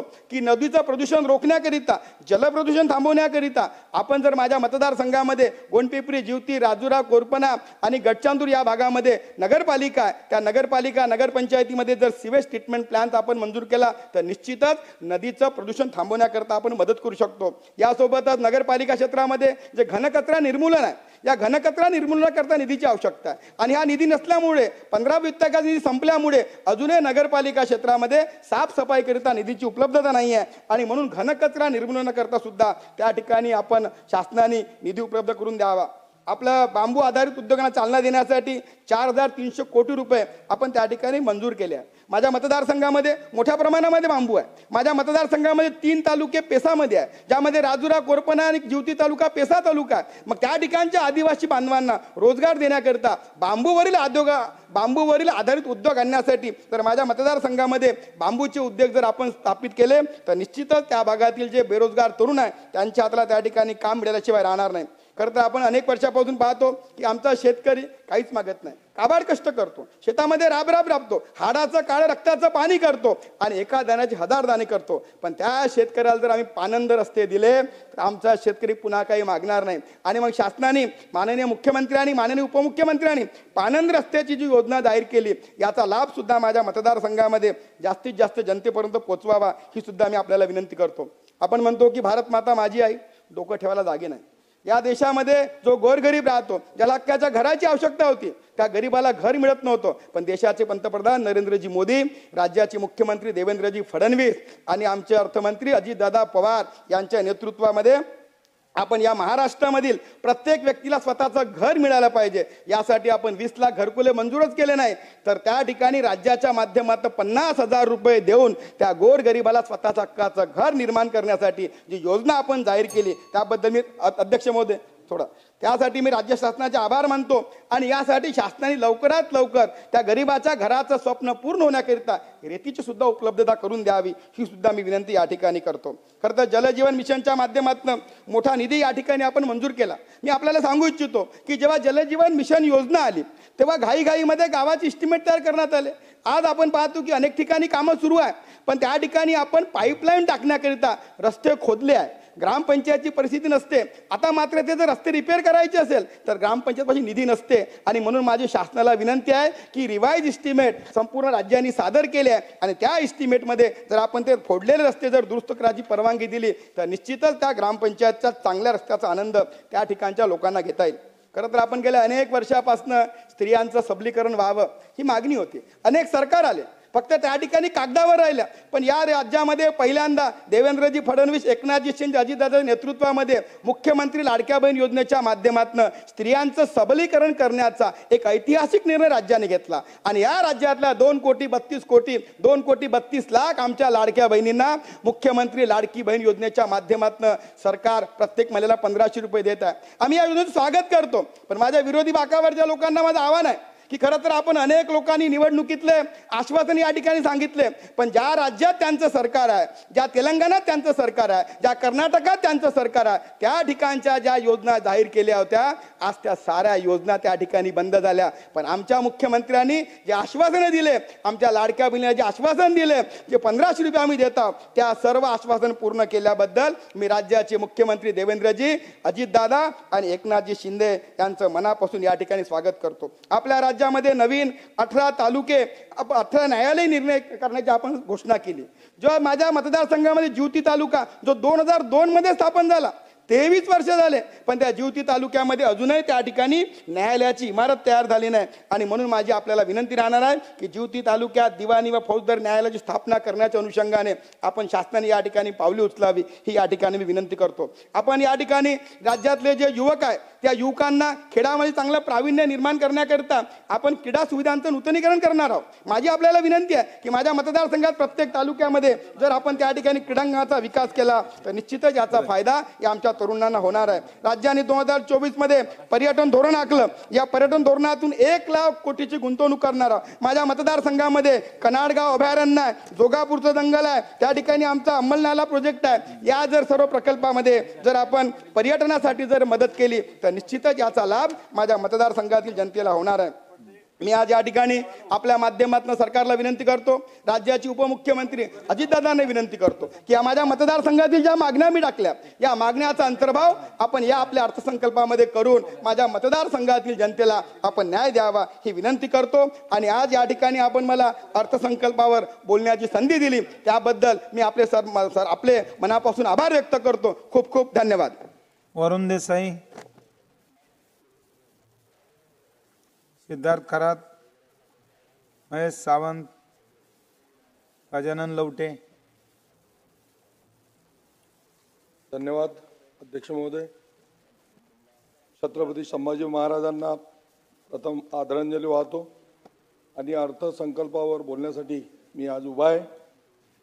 अध्यक्ष महोदय, राज्यात निवडणुकीच्या तोंडावर राज्य शासनाच्या वतीनं जे अनेक घोषणा करण्यात आल्या होत्या त्यापैकी एक असलेल्या राज्यातील शेतकऱ्यांची सरसकट कर्जमाफी करून राज्याचा सातबारा कोरा करून त्यांना कर्जमुक्त करण्याची घोषणा, परंतु निवडणूक होऊन आज 3 महिन्यापेक्षा जास्तीचा कालावधी उलटून देखील अद्यापर्यंत कर्जमाफी संदर्भात कोणताही निर्णय कारवाई राज्य शासनाकडून करण्यात आलेली नाही. शेतकऱ्याला दरवर्षी नव्याने पीक कर्ज घ्यावेच लागते. शेतकरी शेती करण्याकरिता बाजारात उपलब्ध असलेली खते त्याचबरोबर बी बियाणे वापरत आहे. तेच आजच्या तारखेला निकृष्ट दर्जाचे त्याला मिळत आहे. चांगल्या प्रतीचे खत व बियाणे मिळण्याकरिता मोठी रक्कम देऊन देखील त्याला अशी निकृष्ट दर्जाची खते मिळत असल्याने तो आर्थिक संकटात सापडत आहे. सामान्यतः दुष्काळ, अतिवृष्टी, अवकाळी पाऊस, महापूर, कीटक, कृमी आक्रमण या कारणामुळे त्याला दुबार पेरणी करावी लागत आहे. त्याचबरोबर कृषी मालाला निकृष्ट दर्जा, कृषी आधानाच्या वाढत्या किमती, साठवण व्यवस्थेचा अभाव, विम्याची अयोग्य व्यवस्था, कर्ज पुरवठ्याची अपुरी अकार्यक्षमता या कारणामुळे बहुधा एकत्रितपणे शेतकऱ्यांच्या कर्जबाजारीचा प्रश्न निर्माण होतो. एकीकडे आसमानी संकट त्याच्यापुढे तुटून पडत असताना हे मानवनिर्मित संकट देखील त्यांच्यावर तुटून पडत असल्याचे या अहवालातील झालेल्या शेतकऱ्याला आता खताची व बियाण्यांची किंमत कमी करून सरसकट कर्जमाफी देऊन त्याला दिलासा देण्याची वेळ आली आहे. तसेच निकृष्ट दर्जाचे खत तयार करणाऱ्यावर कठोर कारवाई करण्याची मागणी मी याद्वारे करत आहे. अध्यक्ष महोदय, सद्यस्थितीत पश्चिम विदर्भातील शेतकऱ्यावर बँकेचा कर्जाचा बोजा वाढत असल्याने आतापर्यंत 80 शेतकऱ्यांनी आत्महत्या केली आहे. त्यामुळे सध्या शासन चालवित असलेल्या निवडणुकीच्या काळात दिलेला शब्द पाळावा याकरता अनेक जिल्ह्यामध्ये कर्जबाजारी शेतकरी उपोषणाला बसत आहेत. याचेच उदाहरण घ्यायचे झाले तर 3 मार्च 2025 रोजी अकोला जिल्ह्यातील दहीहंडा येथील सुमन भटकर ही अकोला जिल्हाधिकारी कार्यालयासमोर उपोषणात बसले होते. 4 दिवसाचा कालावधी उलटून देखील कोणतेही शासनाचे प्रतिनिधी त्यांना भेटण्यास गेलेले नाही. त्यावर शेतकऱ्यांचे आर्थिक संकट टाळण्यासाठी त्यांना सरसकट कर्जाची शेतकरी कर्ज माफी करणे आता गरजेचे झाले असून कर्जमाफी करताना ग्रामीण भागातील बऱ्याच शेतकऱ्यांनी अद्याप आधार कार्ड बँकेशी लिंक केलेले नाही. त्यामुळे त्यांना या योजनेचा फायदा घेण्याच्या दृष्टीने आधार कार्ड लिंक करण्याचे निकष लावण्यात येऊ नये. अध्यक्ष महोदय, माझ्या राज्यात विविध महापुरुषांचे स्मारक उभारण्याचे धोरण शासनाने आखले आहे. यामध्ये मानवतेचे संदेश देणारे राष्ट्रसंत गाडगेबाबा महाराजांचे यांचे स्मारकांचा उल्लेख आहे.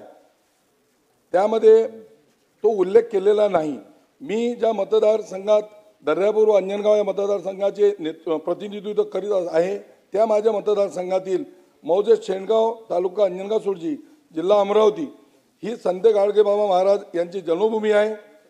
येणाऱ्या पिढीला त्यांचे समाजाप्रती असलेले मौल्यवान योगदान कळावे याकरता या जन्मभूमीत त्यांचे भव्य स्मारक करण्याची मागणी त्यांचे अनुयायी व भक्तगण करीत आहे. अध्यक्ष महोदय, संत गाडगेबाबा महाराज यांनी राज्यभरात प्रवास करून सर्वसामान्य अशिक्षित, शिक्षित, दीनदुबळ्या गोरगरीब नागरिकांचे व प्रबोधन करून संत परंपरेचा वारसा जपला आहे. हा वारसा येणाऱ्या पिढीला माहीत होण्यासाठी संत गाडगेबाबा महाराज यांचे स्मारक त्यांची जन्मभूमी असलेल्या मौजे शेणगाव येथे होणे गरजेचे आहे. या स्मारकाचे सर्वसामान्य नागरिकांच्या सोयीसाठी संत गाडगेबाबा आरोग्यालय, शेतकऱ्यांसाठी प्रशिक्षण योजना व गाडगेबाबा फळ प्रक्रिया, लघुउद्योग, शेतकरी लघुउद्योग प्रशिक्षण केंद्र तसेच निराधारासाठी राहण्याची व जेवणाची व्यवस्था, MPSC सारख्या स्पर्धा परीक्षांची पूर्वतयारी करणाऱ्या विद्यार्थ्यांसाठी अभ्यासिका, त्याप्रमाणे संत गाडगेबाबांचे जीवनपर संग्रहालय व उद्यान निर्माण करण्यात यावे। त्याकरिता शासनाने स्मारकासाठी आराखडा तयार करावा। अध्यक्ष महोदय, आणि संजय गांधी निराधार योजना मानधनात वाढ, संजय गांधी निराधार योजना, श्रावणबाळ सेवा, राज्य निवृत्ती वेतन योजना तसेच अन्य विशेष सहाय्य योजनेतील अर्थसहाय्य सर्व लाभार्थ्यांच्या बँक खात्यात थेट जमा करण्यात येणार असल्याची घोषणा अर्थसंकल्प सादर करताना माननीय वित्तमंत्र्यांनी केली। परंतु माझ्या दर्यापूर मतदारसंघातील अंजनगाव सुरजी मधील संजय गांधी निराधार योजनेतील अंध, अपंग, वृद्ध, दुर्धर आजार लाभार्थी यांचे आधार कार्ड अपडेट होत नसल्यामुळे त्यांना गेले कित्येक महिन्यापासून मानधनापासून वंचित राहावे लागत आहे। त्याचबरोबर रेशन कार्ड देखील अपडेट होत नसल्यामुळे धान्यसिद्धा मिळत नसल्याने हे सर्व निराधार नागरिक हवालदिल झाले आहेत। त्यांच्या या अतिशय हलाखीच्या परिस्थितीमुळे उपासमारीची वेळ त्यांच्यावर आली आहे। या योजनेतील दुर्धर आजाराने त्रस्त या नागरिकांचा मोठ्या प्रमाणावर माझ्या अमरावती जिल्ह्यासह संपूर्ण राज्यभरात मोठी संख्या आहे। अध्यक्ष महोदय, या दुर्धर आजारामुळे कुष्ठरोग सारख्या आजाराचा ही समावेश असून यामध्ये बऱ्याच वेळा रोगग्रस्तांचे आधार कार्ड यासाठी हाताचे ठसे घेणे शक्य होत नसल्याने त्यांचे आधार कार्ड काढणे अथवा अपडेट करणे होत नसल्याने त्यांना या योजनेचा लाभ घेण्यापासून वंचित राहावे लागत आहे। त्यामुळे यावर विचार होणे गरजेचे आहे।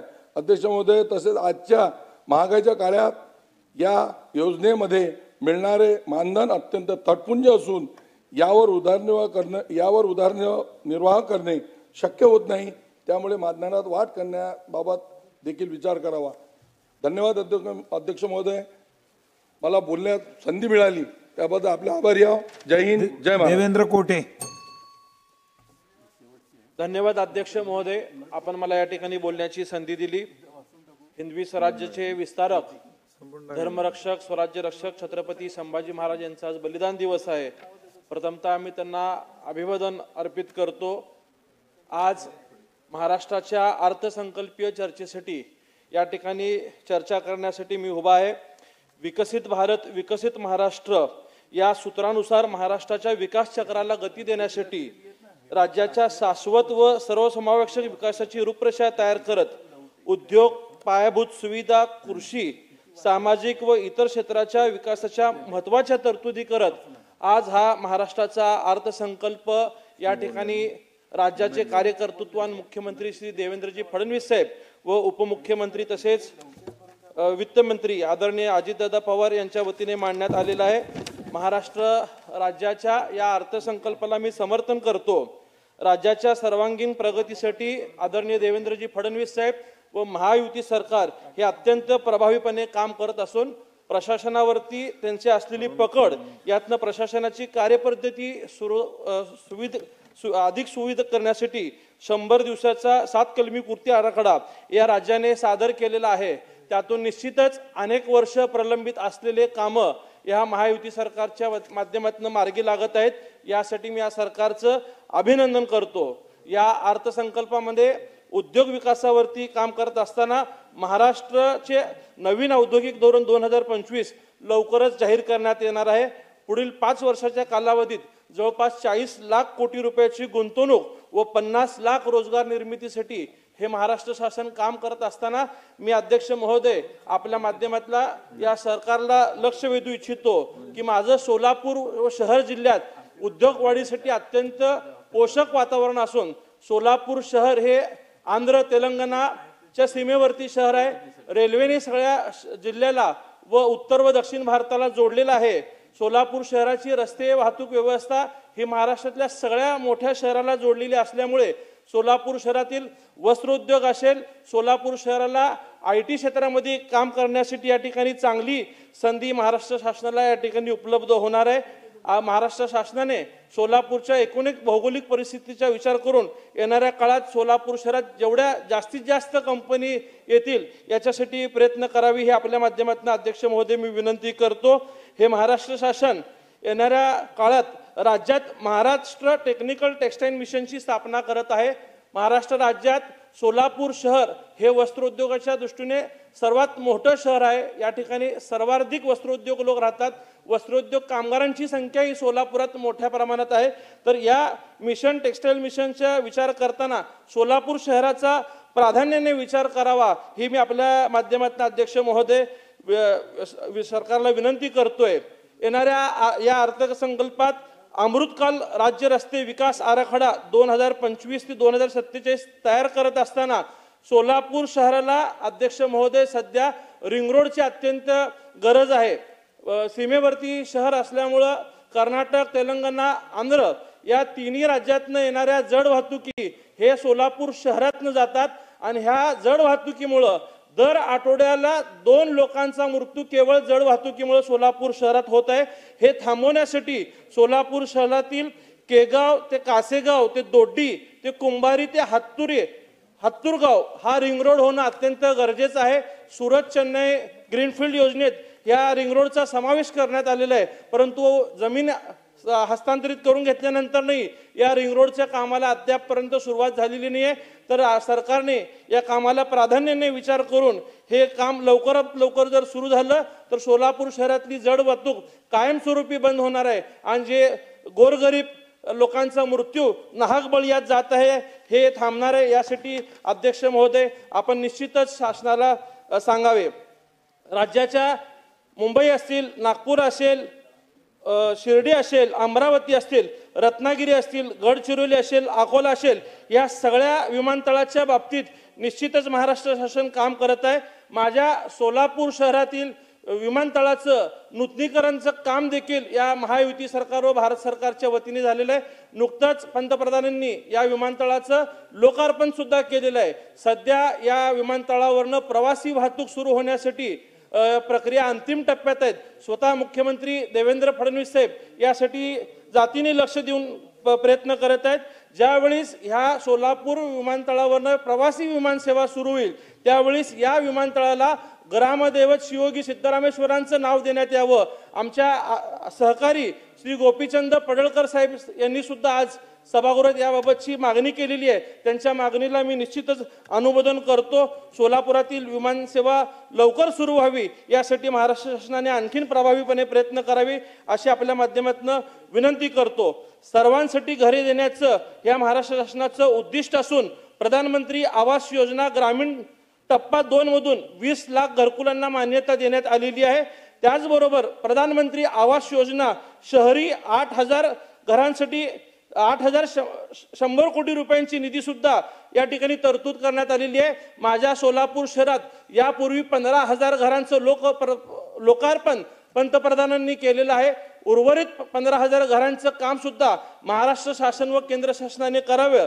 त्याचबरोबर भटक्या विमुक्त जमातीसाठी जे आमच्या सेटलमेंट भागात 40,000 घरकुलांची जी योजना प्रस्तावित आहे त्या योजनेला सुद्धा प्राधान्याने मान्यता देण्यासाठी या महाराष्ट्र शासनाने प्रयत्न करावे अशी विनंती मी आपल्या माध्यमातून करतो.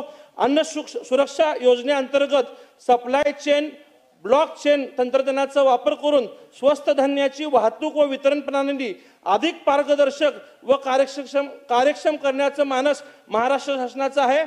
माननीय अध्यक्ष महोदय, माझ्या मतदारसंघातील जवळपास 1 लाखाहून अधिक लोकांना धान्य रेशनचं मिळत नाही. एकाच कुटुंबातील जर 6 लोक असतील तर त्यातले 2 लोकांना धान्य मिळतं आणि उर्वरित 4 लोकांना त्याच रेशन कार्डवरती असताना सुद्धा धान्य मिळत नाही.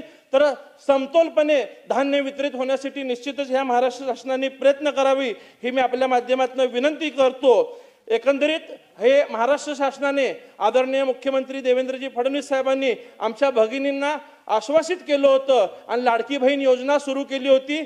अनेक विरोधकांनी या योजनेला टीका केली की निवडणुकीनंतर ही योजना बंद होईल, परंतु देवेंद्रजी फडणवीस साहेब व महायुती सरकारने आपला शब्द पाळला. निवडणुकीनंतर ही योजना सुरू राहिलेली आहे व येणाऱ्या 25-26 आर्थिक वर्षात 36,000 कोटी रुपयाची तरतूद ह्या सरकारने केलेली आहे. यासाठी मी सरकारचं अभिनंदन करत आभार मानतो. मला खात्री आहे की माझं नेतृत्व हे आश्वासक आहे व येणाऱ्या काळात निश्चितच आमच्या भगिनींना 2100 रुपयाची निधी दर महिन्याला या शासनाच्या वतीने मिळेल ही अपेक्षा करतो. प्रत्येक जिल्ह्यासाठी एक उमेद बॉल उभारण्यासाठी पहिल्या टप्प्यात 10 जिल्ह्यांची निवड होणार आहे. यासाठी 150 कोटी रुपयाची निधी महाराष्ट्र शासनाने मंजूर करत असताना सोलापूर शहराचा प्रामुख्याने विचार करावा अशी मी आपल्याला विनंती करतो. पर्यटन व स्मारकासाठी पर्यटन धोरण 2024च्या माध्यमातून पुढील 10 वर्षात 1 लाख कोटी रुपयांची गुंतवणूक महाराष्ट्र शासन करत असताना महाराष्ट्राचे आराध्य दैवत छत्रपती शिवाजी महाराज, छत्रपती संभाजी महाराज, राष्ट्रमाता मासाहेब जिजाऊ, पुण्यश्लोक अहिल्यादेवी होळकर असतील, महामानव डॉक्टर बाबासाहेब आंबेडकर, महात्मा ज्योतिबा फुले यांच्या स्मारकाचं जतन व संवर्धन करण्याचं कामही महाराष्ट्र शासन करेल हा मला विश्वास आहे. परंतु हे करत असताना सोलापूर शहर हे धार्मिक पर्यटन म्हणून या ठिकाणी विकास करणं जास्त गरजेचं आहे. कारण का अक्कलकोट असेल, पंढरपूर असेल, तुळजापूर असेल, ह्या तिन्ही देवस्थानाला जोडणारं हे सोलापूर शहर आहे. तर यासाठी पर्यटन धोरणामध्ये सोलापूरला धार्मिक पर्यटनाच्या माध्यमातून काम करावं यासाठी मी आपल्या माध्यमातून विनंती करतो. व आज रात्रीचे 11:30 वाजत आलेले आहेत. निश्चितच माझ्या सोलापूरला या अर्थसंकल्पनेतनं काहीतरी मिळावं, माझ्या जनतेचा आवाज आपल्यापर्यंत अध्यक्ष महोदय आपल्या माध्यमातून महाराष्ट्र शासनापर्यंत बोलावं ही तळमळ माझी होती. आपण मला बोलण्याची संधी दिलात आणि आम्हाला ऐकण्यासाठी या सभागृहात माननीय मंत्री नितेशजी राणे साहेब व सावकारे साहेब हे रात्रीचे 11:30 वाजता सुद्धा उपस्थित राहून आमच्या सोलापूरची व्यथा जाणून घेतले. याबद्दल माननीय मंत्री महोदय व अध्यक्ष महोदय आपले आभार मानतो. या ठिकाणी थांबतो. धन्यवाद. जय हिंद, जय महाराष्ट्र. आनंद बाळा. अध्यक्ष महोदय, महाराष्ट्र शासनाचा सन 2025-26 अर्थसंकल्पावर मला बोलण्याची संधी दिली त्याबद्दल मी आपलं आभार व्यक्त करतो. अध्यक्ष महोदय, खऱ्या अर्थाने या अर्थसंकल्पावर बोलत असताना अर्थसंकल्पाची रचना पाहिली तर फक्त ऐशारामात जीवन जगणाऱ्यांसाठी अधिक सुविधा आणि गोरगरीब जनतेसाठी फक्त वाटण्याची अक्षता अशा प्रकारचा या ठिकाणी आभास निर्माण होतोय. अध्यक्ष महोदय, निश्चितपणाने या महाराष्ट्राच्या जनतेला सुखसुविधा देणं हे शासनाचं कर्तव्य आहे आणि मला वाटतं अर्थसंकल्पाच्या माध्यमातून या महाराष्ट्रामध्ये अधिक जे गैरसोयी आहेत त्या पूर्ण करण्यासाठी तरतूद करणं हे खऱ्या अर्थाने गरजेचं आहे. परंतु अध्यक्ष महोदय, या ठिकाणी जर पाहिलं तर राज्य शासनाच्या माध्यमातून महिला बालविकास विभागाच्या आर्थिक वर्षाकरता 31,907 कोटीचा तरतूद केलेली आहे आणि त्याचबरोबर दुग्ध विकास विभागात अत्यल्प असा 5 कोटीची तरतूद केली आहे. याच्यावरून दिसून येतं की अध्यक्ष महोदय, या ठिकाणी आपण काम करत असताना मी या अर्थसंकल्प बोलत असताना कुठल्याही प्रकारचा दुबार उच्चार करणार नाही, मुद्दा मांडणार नाही आणि पुनरावृत्ती होणार नाही. अध्यक्ष महोदय, मुंबई शहरामध्ये आपण जर पाहिलं तर अतिशय महत्त्वाची आताची जी समस्या आहे ती पाणी समस्या आहे आणि मला वाटते जी मुंबईमधल्या कुठल्याही कानाकोपऱ्यामध्ये गेलं किंवा झोपड स्लममध्ये गेलं तर आज लोकांची अत्यंत कठीण परिस्थिती आहे. आणि अध्यक्ष महोदय, याचं कारण काय आणि ह्या अर्थसंकल्पामध्ये त्याचा कुठलाही उल्लेख देखील केला नाही. अध्यक्ष महोदय, या ठिकाणी मुंबई शहरामध्ये जवळजवळ 4,000 दशलक्ष लिटर पाणी आज आपल्याला मिळतं आहे. परंतु खऱ्या अर्थाने आपल्याला 4,400 ते 4,700 दशलक्ष लिटरची पाण्याची आवश्यकता आहे. आणि मला वाटतं जर जवळजवळ आपलं जे स्वातंत्र्य मिळालं त्या स्वातंत्र्य मिळाल्याच्या नंतर केवळ एक तलाव आपलं मध्यवर्ती एक जलाशय तयार झालं. त्याच्यानंतर आज मितीस एकही जलाशय तलाव अजून झालेलं नाही आहे. अध्यक्ष महोदय, येणाऱ्या काळामध्ये आज आपल्याला आजच्या तारखेला आपण जर पाहिलं तर 600 दशलक्ष लिटर पाणी कमी आहे आणि आज मुंबई शहरामध्ये प्रत्येक नगरसेवक असेल, आमदार असेल, लोकप्रतिनिधी असेल त्यांनी महानगरपालिकेच्या माध्यमातून पाठपुरावा करत असताना केवळ खोटी उत्तरं दिली जातात, आश्वासन दिलं. खरी गोम ज्या ठिकाणी आहे ती अशी आहे की मला वाटतं ज्या ठिकाणी 400 ते 600 दशलक्ष लिटर पाणी कमी आहे ते कुठेतरी पूर्तता करण्याची पावलं उचलणं गरजेचं आहे. अध्यक्ष महोदय, गारगाई हे जे जलाशय आहे त्याचं काम गेल्या जवळजवळ 2013 पासून तो प्रस्ताव चालू आहे आणि अद्यापपर्यंत त्याला मंजुरी मिळाली नाही. आजपर्यंत तो प्राथमिक स्तरावर आहे. मला वाटतं या ठिकाणी आज हे जे गतिमान सरकार आपलं आहे, राज्यामध्ये आहे, देशामध्ये आहे आणि केवळ वन विभागाची, वन्यजीवन विभागाची परमिशन त्या ठिकाणी मिळाली तर मला वाटतं त्या प्रस्तावाला मंजूर मिळेल आणि काम पूर्ण होईल, चालू होईल. अध्यक्ष महोदय, हे अतिशय गंभीर बाब. मला वाटतं यात आजपर्यंत त्याला नवीन म्हणजे जलाशयाची निर्मितीची सुरुवात नाही झाली आहे. मग येणाऱ्या काळामध्ये मुंबईकरांना पाणी कसं मिळणार हा माझ्यासमोर प्रश्न आहे. अध्यक्ष महोदय, मुंबईमध्ये जर पाहिलं तर 40 वर्षापूर्वी किंवा 50 वर्षापूर्वी ही झालेली सगळी व्यवस्था आहे आणि आज दिवसागणिक विकासाची कामं वाढत आहेत, लोकसंख्या वाढते आहे आणि इन्फ्रास्ट्रक्चर वाढत असल्यामुळे पाण्याची मागणी सातत्याने निश्चितपणाने वाढणार आहे. मग प्रशासन महाराष्ट्र शासन याच्याबद्दल काय दखल घेणार आहे, काय उपाययोजना करणार आहे हे खऱ्या अर्थाने कळणं गरजेचं आहे. माझी अर्थमंत्र्यांना विनंती आहे, येणाऱ्या या अर्थसंकल्पाचं उत्तर देतील त्याच्यामध्ये याचा उल्लेख करावा. माझी विनंती आहे की मुंबई शहरात राहणाऱ्या प्रत्येकाला जे आवश्यक असेल तेवढं तरी पाणी मिळावं अशी माझी विनंती आहे. अध्यक्ष महोदय, माझ्या विधानसभा क्षेत्रामध्ये संपूर्ण विभागात मुंबईत आहे तर माझ्या रोज लोकांच्या एवढ्या अडचणी आहेत, एवढ्या तक्रारी येत आहेत आणि त्या पुऱ्या करू शकत नाहीत, त्यांच्यात आपण न्याय देऊ शकत नाही. अशा प्रकारची गंभीर परिस्थिती पाण्याची झालेली आहे. अध्यक्ष महोदय, या ठिकाणी मुंबई उपनगरातील वाहतूक गतिमान व्हावी अशाबद्दलचा उल्लेख केला आहे. अध्यक्ष महोदय, आणि त्यासाठी रस्ते, पूल आणि भुयारी मार्ग विकसित करणार आहेत अशा प्रकारचा उल्लेख या ठिकाणी. अध्यक्ष महोदय, केवळ रस्ते, पूल आणि भुयारी मार्ग करून आपली वाहतूक गतिमान होईल असं नाही आहे. अध्यक्ष, मुंबई शहरामध्ये जर पाहिलं तर वाहनांची जी वाढती संख्या आहे त्याचबरोबर रस्त्याच्या सगळ्या मुंबईमध्ये कुठल्याही कानाकोपऱ्यामध्ये जा, रस्त्याच्या दोन्ही बाजूला वाहनांची पार्किंग आहे आणि त्याचबरोबर जे भंगार गाड्या किंवा जुन्या गाड्या आहेत त्या जुन्या गाड्या पण एवढ्या पडलेल्या आहेत त्याच्यावर कोणत्याही प्रकारची कारवाई होत नाही. अध्यक्ष महोदय, हा विषय छोटासा आहे, आपण दुर्लक्षित करतो, परंतु मुंबईमध्ये ह्या रस्त्याच्या कडेला असलेल्या गाड्या त्या उचलल्या नाहीत तर मला वाटतं ही आपली प्रश्न सुटणार नाही. परंतु त्यासाठी ट्रॅफिक विभागाकडे कुठली यंत्रणा नाही आहे. दुसरी गोष्ट, त्या गाड्या उचलल्या तर ते ठेवायला जागा नाही आहे. अशा प्रकारे परिस्थिती असताना आपण केवळ गप्पा मारणं, गोष्टी करणं हे उचित नाही आहे, ह्याच्यावर उपाय शोधणं गरजेचं आहे. माझी विनंती आहे अध्यक्ष महोदय, मुंबई शहरामध्ये वाहतुकीची खरोखर फार कठीण परिस्थिती आहे आणि त्याचे उपाय जर नवीन रस्ते, नवीन पुलं त्याच्यापेक्षा ही समस्या आहे, याच्याकडे देखील शासनाने लक्ष देणं आणि त्याच्यावरती उपाययोजना करणं, तरतूद करणं अशी माझी विनंती आहे. अध्यक्ष महोदय, या ठिकाणी पर्यावरणपूरक परिवहन असा उल्लेख केला आहे. माझी अर्थमंत्री जो उल्लेख केला त्याच्यामध्ये हा खास करून आपल्याला सांगायला खेद वाटतो की अर्थसंकल्प मांडताना आनंद व्यक्त करत असताना सार्वजनिक परिवहन व्यवस्था तोट्यात चालत आहे. म्हणजे संपूर्ण राज्यामध्ये कुठल्याही सार्वजनिक व्यवस्था असतील त्या तोट्यात चाललेल्या आहेत आणि 2025-26 वर्षासाठी परिवहन विभागासाठी केवळ 3,610 कोटीची तरतूद केलेली आहे. अध्यक्ष महोदय, राज्य परिवहन महामंडळाला नवीन बस खरेदीसाठी शासनाकडून अर्थसहाय्य उपलब्ध करून देण्याचं या ठिकाणी नमूद केलं आहे.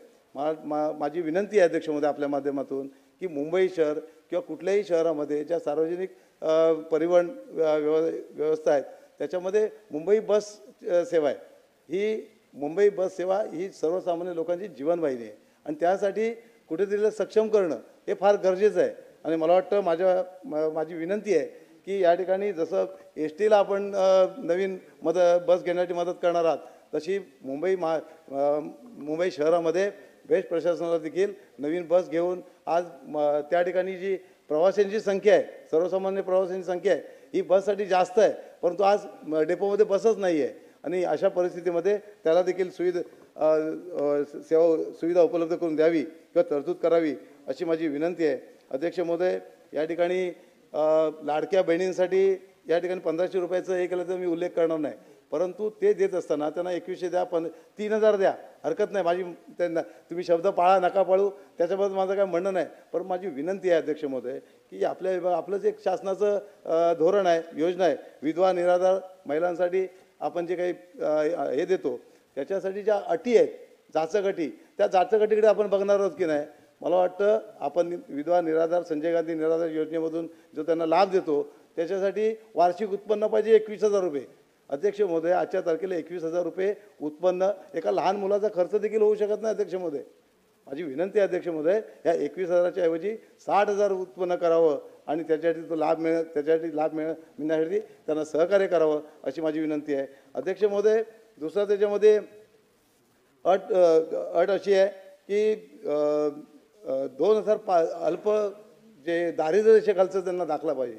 दारिद्र्य रेषेखालची ज्यांची लिस्टमध्ये नाव असेल त्यांना तो योजनेचा लाभ मिळू शकतो. परंतु अध्यक्ष महोदय, मला वाटतं 2005 पासून मुंबई शहरामध्ये दारिद्र्य रेषेखालची यादीच बनलेली नाही आहे, ती देखील बनवावी अशी माझी विनंती आहे. अध्यक्ष महोदय, अध्यक्ष महोदय, आरोग्य विभागाच्या माध्यमातून जर आपण पाहिलं तर खऱ्या अर्थाने सार्वजनिक आरोग्य विभागाकडे 3,875 कोटी तरतूद केली आहे. परंतु आज महाराष्ट्रामध्ये आरोग्य सेवा ही अत्यंत मला वाटतं आजारी पडलेली आहे.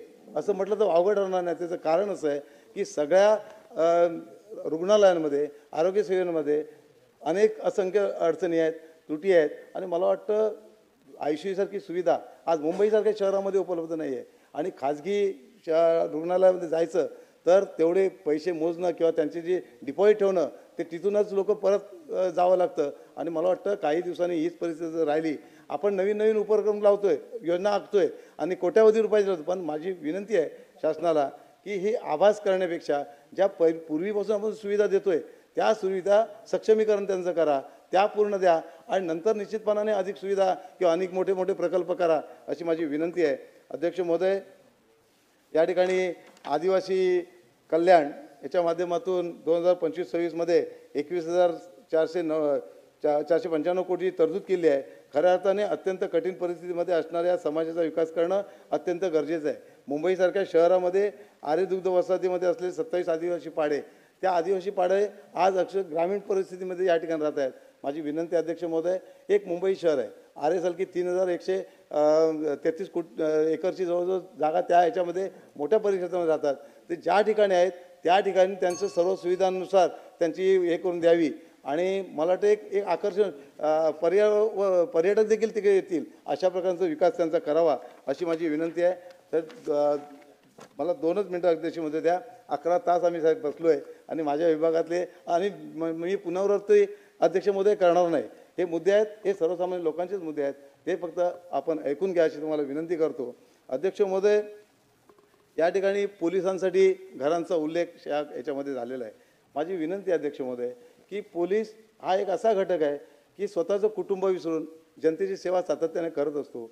माझ्या विभागामध्ये जवळजवळ 4 पोलीस वसाहती आहेत आणि त्या 4 पोलीस वसाहतीमध्ये जे इमारती आहेत ते अत्यंत ढबगाईला आलेल्या आहेत, मोडकळीला आलेल्या आहेत आणि शासनाने देखील त्याचा पुनर्विकास करण्याचं धोरण मला वाटतं केलेलं आहे.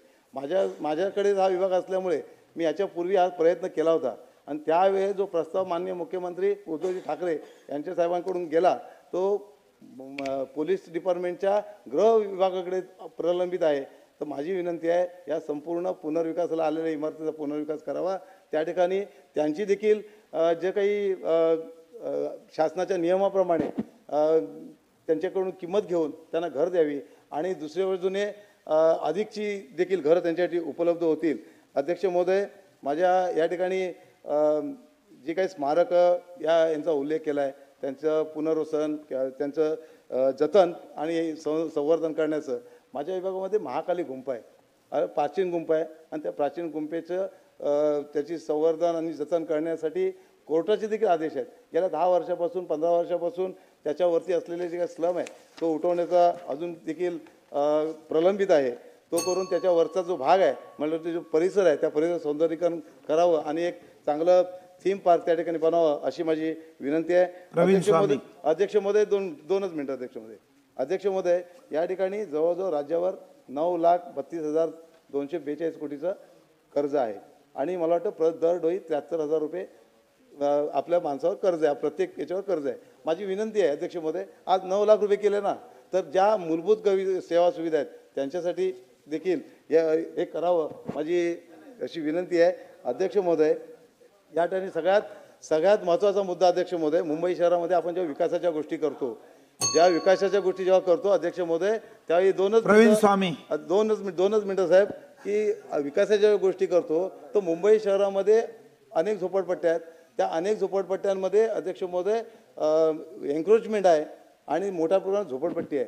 तर त्या ठिकाणची जर आरक्षण आपल्याला मोकळी करायची असतील तर अध्यक्ष महोदय आपल्याला PAP पाहिजेत आणि PAP उपलब्ध मुंबई शहरामध्ये नाही आहेत.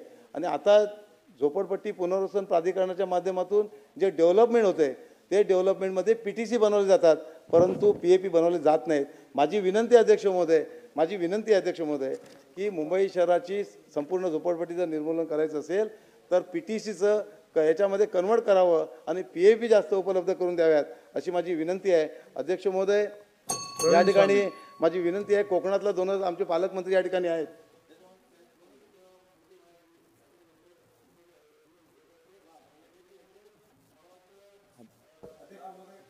अध्यक्ष प्लीज 2 मिनिटं. पालकमंत्री आहेत तिथे आणि महत्त्वाचा मुद्दा आहे, मुंबई गोवा रोड हा जवळजवळ सिंधुदुर्ग जिल्ह्यामध्ये पूर्णत्व झाला आहे. परंतु काही ठिकाणी जे भूसंपादनाची प्रकरणं आहेत ती भूसंपादनाची प्रकरणं जर निकाली काढली तर मला वाटतं उर्वरित भाग तो देखील पूर्ण होईल. माझ्या गावाच्या शेजारीत साहिस्ते गाव आहे. त्या साहिस्ते गावात एकच प्रकरण आहे अध्यक्ष महोदय की मौजे गट क्रमांक आहे 777 ब 1 2 3 आणि क आणि ड ह्याच्यामध्ये प्रांताचा देखील आवाज झालेला आहे, परंतु अजून भूसंपादनाची प्रक्रिया तेही मिळत नाही आहे. माझी विनंती आहे अध्यक्ष महोदय की त्या ठिकाणी देखील आपण हा लवकर बदल काढावा. हा आता किती वेळ झाला, आता दुसऱ्यांना बी वेळ, आता 2 सदस्य आपले बाकी आहेत. तुम्ही जर एकट्याने 15 मिनिटं घेतलं कसं आहे, योग्य वाटतं का तुम्हाला? बघा, विनंती आम्ही ऐकली ना तुमची. 2-2 मिनिटं म्हणता, 10 मिनिटं गेले ना. बोलणारे आहेत ना कोकणातले भरपूर, आता मांडले सर्वांनी. नाही आत्ता नाही हो, बोलून गेलेले आहेत. आता बस, आता आपलंच सहकारी राहिलेत. आता ते किती वाजले? 12 वाजले ना, 12:15. प्रवीण स्वामी तुम्ही सुरू करावं. अध्यक्ष महोदय,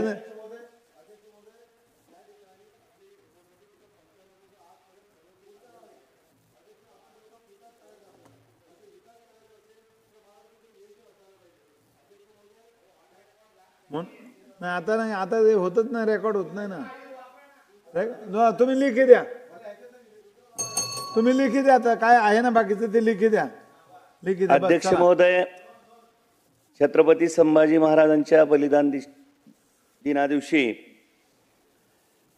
देश धर्म पर मिटने वाला शेर शिवा का छावा था, महापराक्रमी परम प्रतापी एक ही शंभू राजा था, धर्म की रक्षा के लिए अपनी तलवार व छाती मुगलों के समक्ष अड़ा देने वाला माँ भारती के वीर सपूत छत्रपति संभाजी महाराज की पुण्यतिथि पर कोटिशा नमन.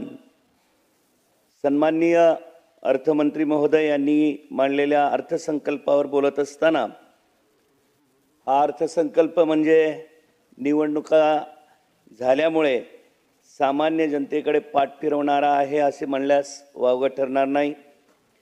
महिला सबलीकरण, प्राथमिक माध्यमिक शिक्षण, औद्योगिक विकास, कृषी संलग्न उद्योग, बेरोजगार युवक, मध्यमवर्गीय जनता यांना समाधानकारक दिलासा दिलेला नाही. याउलट सरकारने निवडणुकीच्या तोंडावर दिलेली आश्वासने न पाळता जनतेची फसवणूक केल्याची दिसत आहे. राज्याचा आर्थिक कणा असणारा शेतकरी, असंघटित क्षेत्रातील कामगार व इतर लोकांसाठी देखील कसलीही भरीव तरतूद नसल्याचं यातून दिसून येत आहे.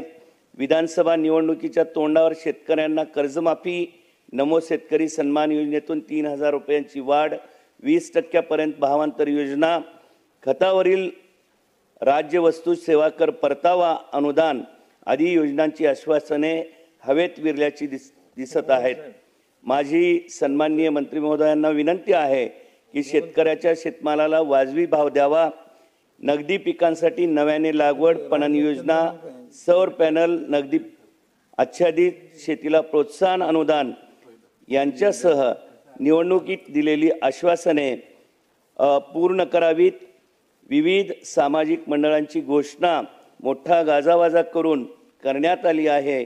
अशा SC, ST, OBC साठी असणाऱ्या महामंडळांना कोणतेही नवीन अर्थसहाय्य दिलेले दिसत नाही, नव्या योजना दिसत नाहीत.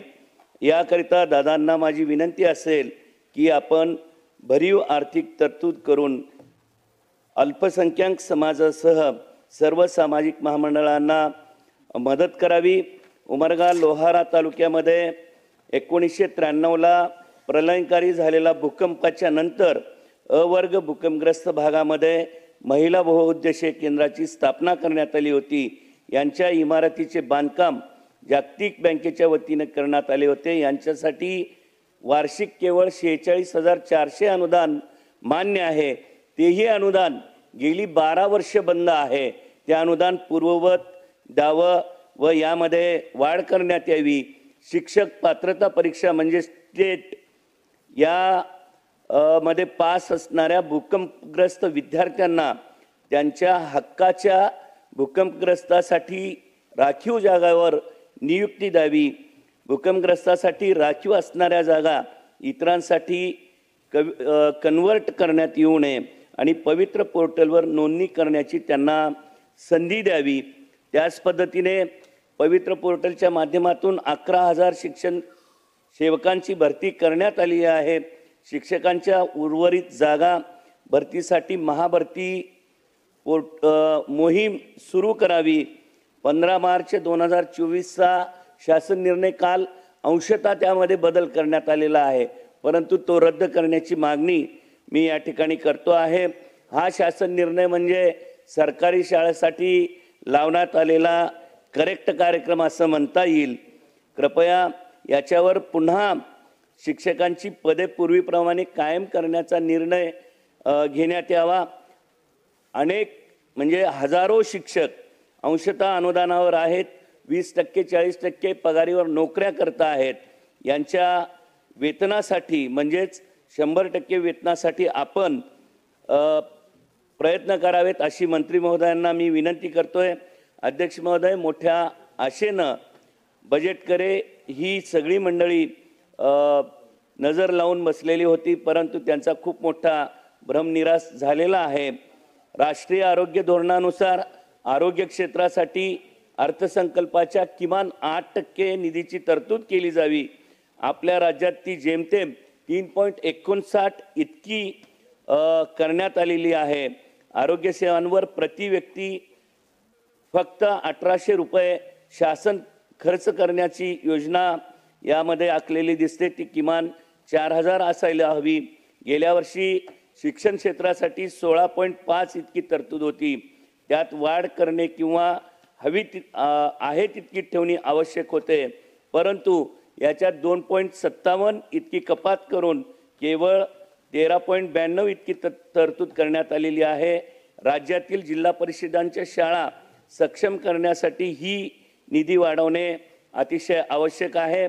त्याच पद्धतीने उमरगा लोहारा तालुक्यातून जाणारा राष्ट्रीय महामार्ग क्रमांक 548 म्हणजे उमरगा औसा हा फक्त 10 मीटर रुंदीचा दुहेरी राष्ट्रीय महामार्ग आहे. याचे काम संपून 5 वर्ष पूर्ण झाली आहेत. या 5 वर्षात वेग नियंत्रणाच्या कोणत्याही उपाययोजना नसल्याने हजारो वाहनांचे अपघात होऊन अनेक जण मृत्युमुखी पडलेले आहेत. हजारांना कायम अपंगत्व आलेलं आहे. यावर योग्य उपाययोजना केल्या जाव्यात. यात सर्वात महत्त्वाचा भाग म्हणजे या महामार्गाची रुंदी वाढवून 13 मीटर रुंदीचा करावा व या महामार्गाचे 4 पदरीमध्ये रूपांतरण करावे. उमरगा लोहारा तालुक्यातील अनेक प्रस्तावित शासकीय इमारतीचं बांधकाम या ठिकाणी आवश्यक आहे. त्यासाठी आपण भरीव तरतूद करावी. सिंचन योजनेमध्ये कोळसूर ते आष्टा या ठिकाणी एक नाला खूप वर्षापूर्वी खोदलेला आहे. त्यासाठी पाईपलाईनची योजना करावी व कोळसूरचं कर्नाटकामध्ये जाणारं पाणी जे खूप वाया जातं ते पाणी पुन्हा महाराष्ट्रामध्ये कायम करावं अशी विनंती या ठिकाणी करतोय. उद्या सुरुवात व्हायला अगदी 3 मिनिट आहे. आपण आमचं म्हणणं या ठिकाणी ऐकून घेतलात. सन्माननीय मंत्री महोदय राणे साहेब देखील या ठिकाणी उपस्थित आहेत. काही सदस्य देखील उपस्थित आहेत. त्या सर्वांचे मी मनपूर्वक आभार या ठिकाणी मानतोय. धन्यवाद. जय हिंद, जय महाराष्ट्र. संजय केरकर. अध्यक्ष महोदय, राज्याचे उपमुख्यमंत्री तथा राज्याचे अर्थमंत्री आदरणीय अजितदादा पवार साहेब यांनी सन 2025-26 वर्षाचा अर्थसंकल्प सादर केला. विद्यमान सरकारचे हे निवडणुकीच्या पहिलेचे अर्थसंकल्प असल्याने सर्वसामान्य नागरिकांना व मतदारांना निवडणुकीपूर्वी दिलेली आश्वासने आणि जनतेच्या कल्याणासाठी नवीन कामे यांची नोंद या अर्थसंकल्पात दिसेल अशी जनतेची भाबडी अपेक्षा होती. मात्र महायुती सरकारने पहिल्याच अर्थसंकल्पात गरज सरो वैद्य मरो या मानसिकतेचे दर्शन घडविले आहे.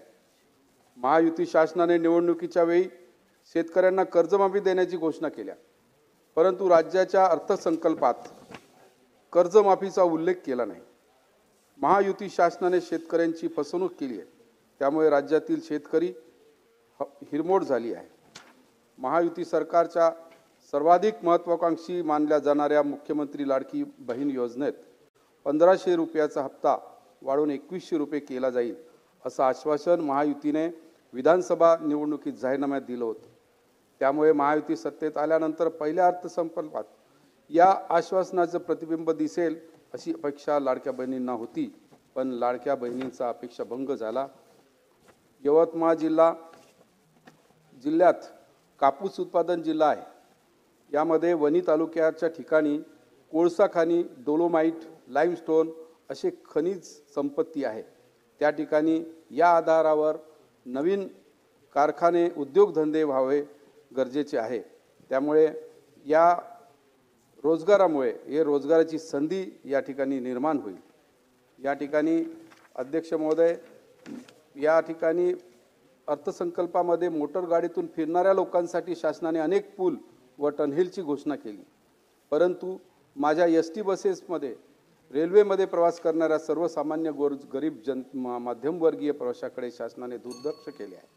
अर्थसंकल्पात शिवभोजन थाळी, आनंदाची शिदा या योजनेचा कुठेही उल्लेख नाही.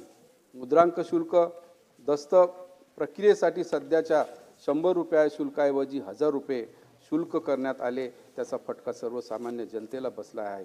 त्यासाठी माझी विनंती आहे की या अर्थसंकल्पात याला कुठेतरी फेरबदल केला पाहिजे. आज या ठिकाणी मला आनंद वाटते की या ठिकाणी उपमंत्री आदरणीय अजितदादा पवार यांनी वणी येथे न्याय मंदिराच्या इमारतीला 50 करोड रुपयाची मंजुरी दिली. याबद्दल मी वणीकर जनतेच्या वतीनं त्यांचं मनापासून आभार मानतो.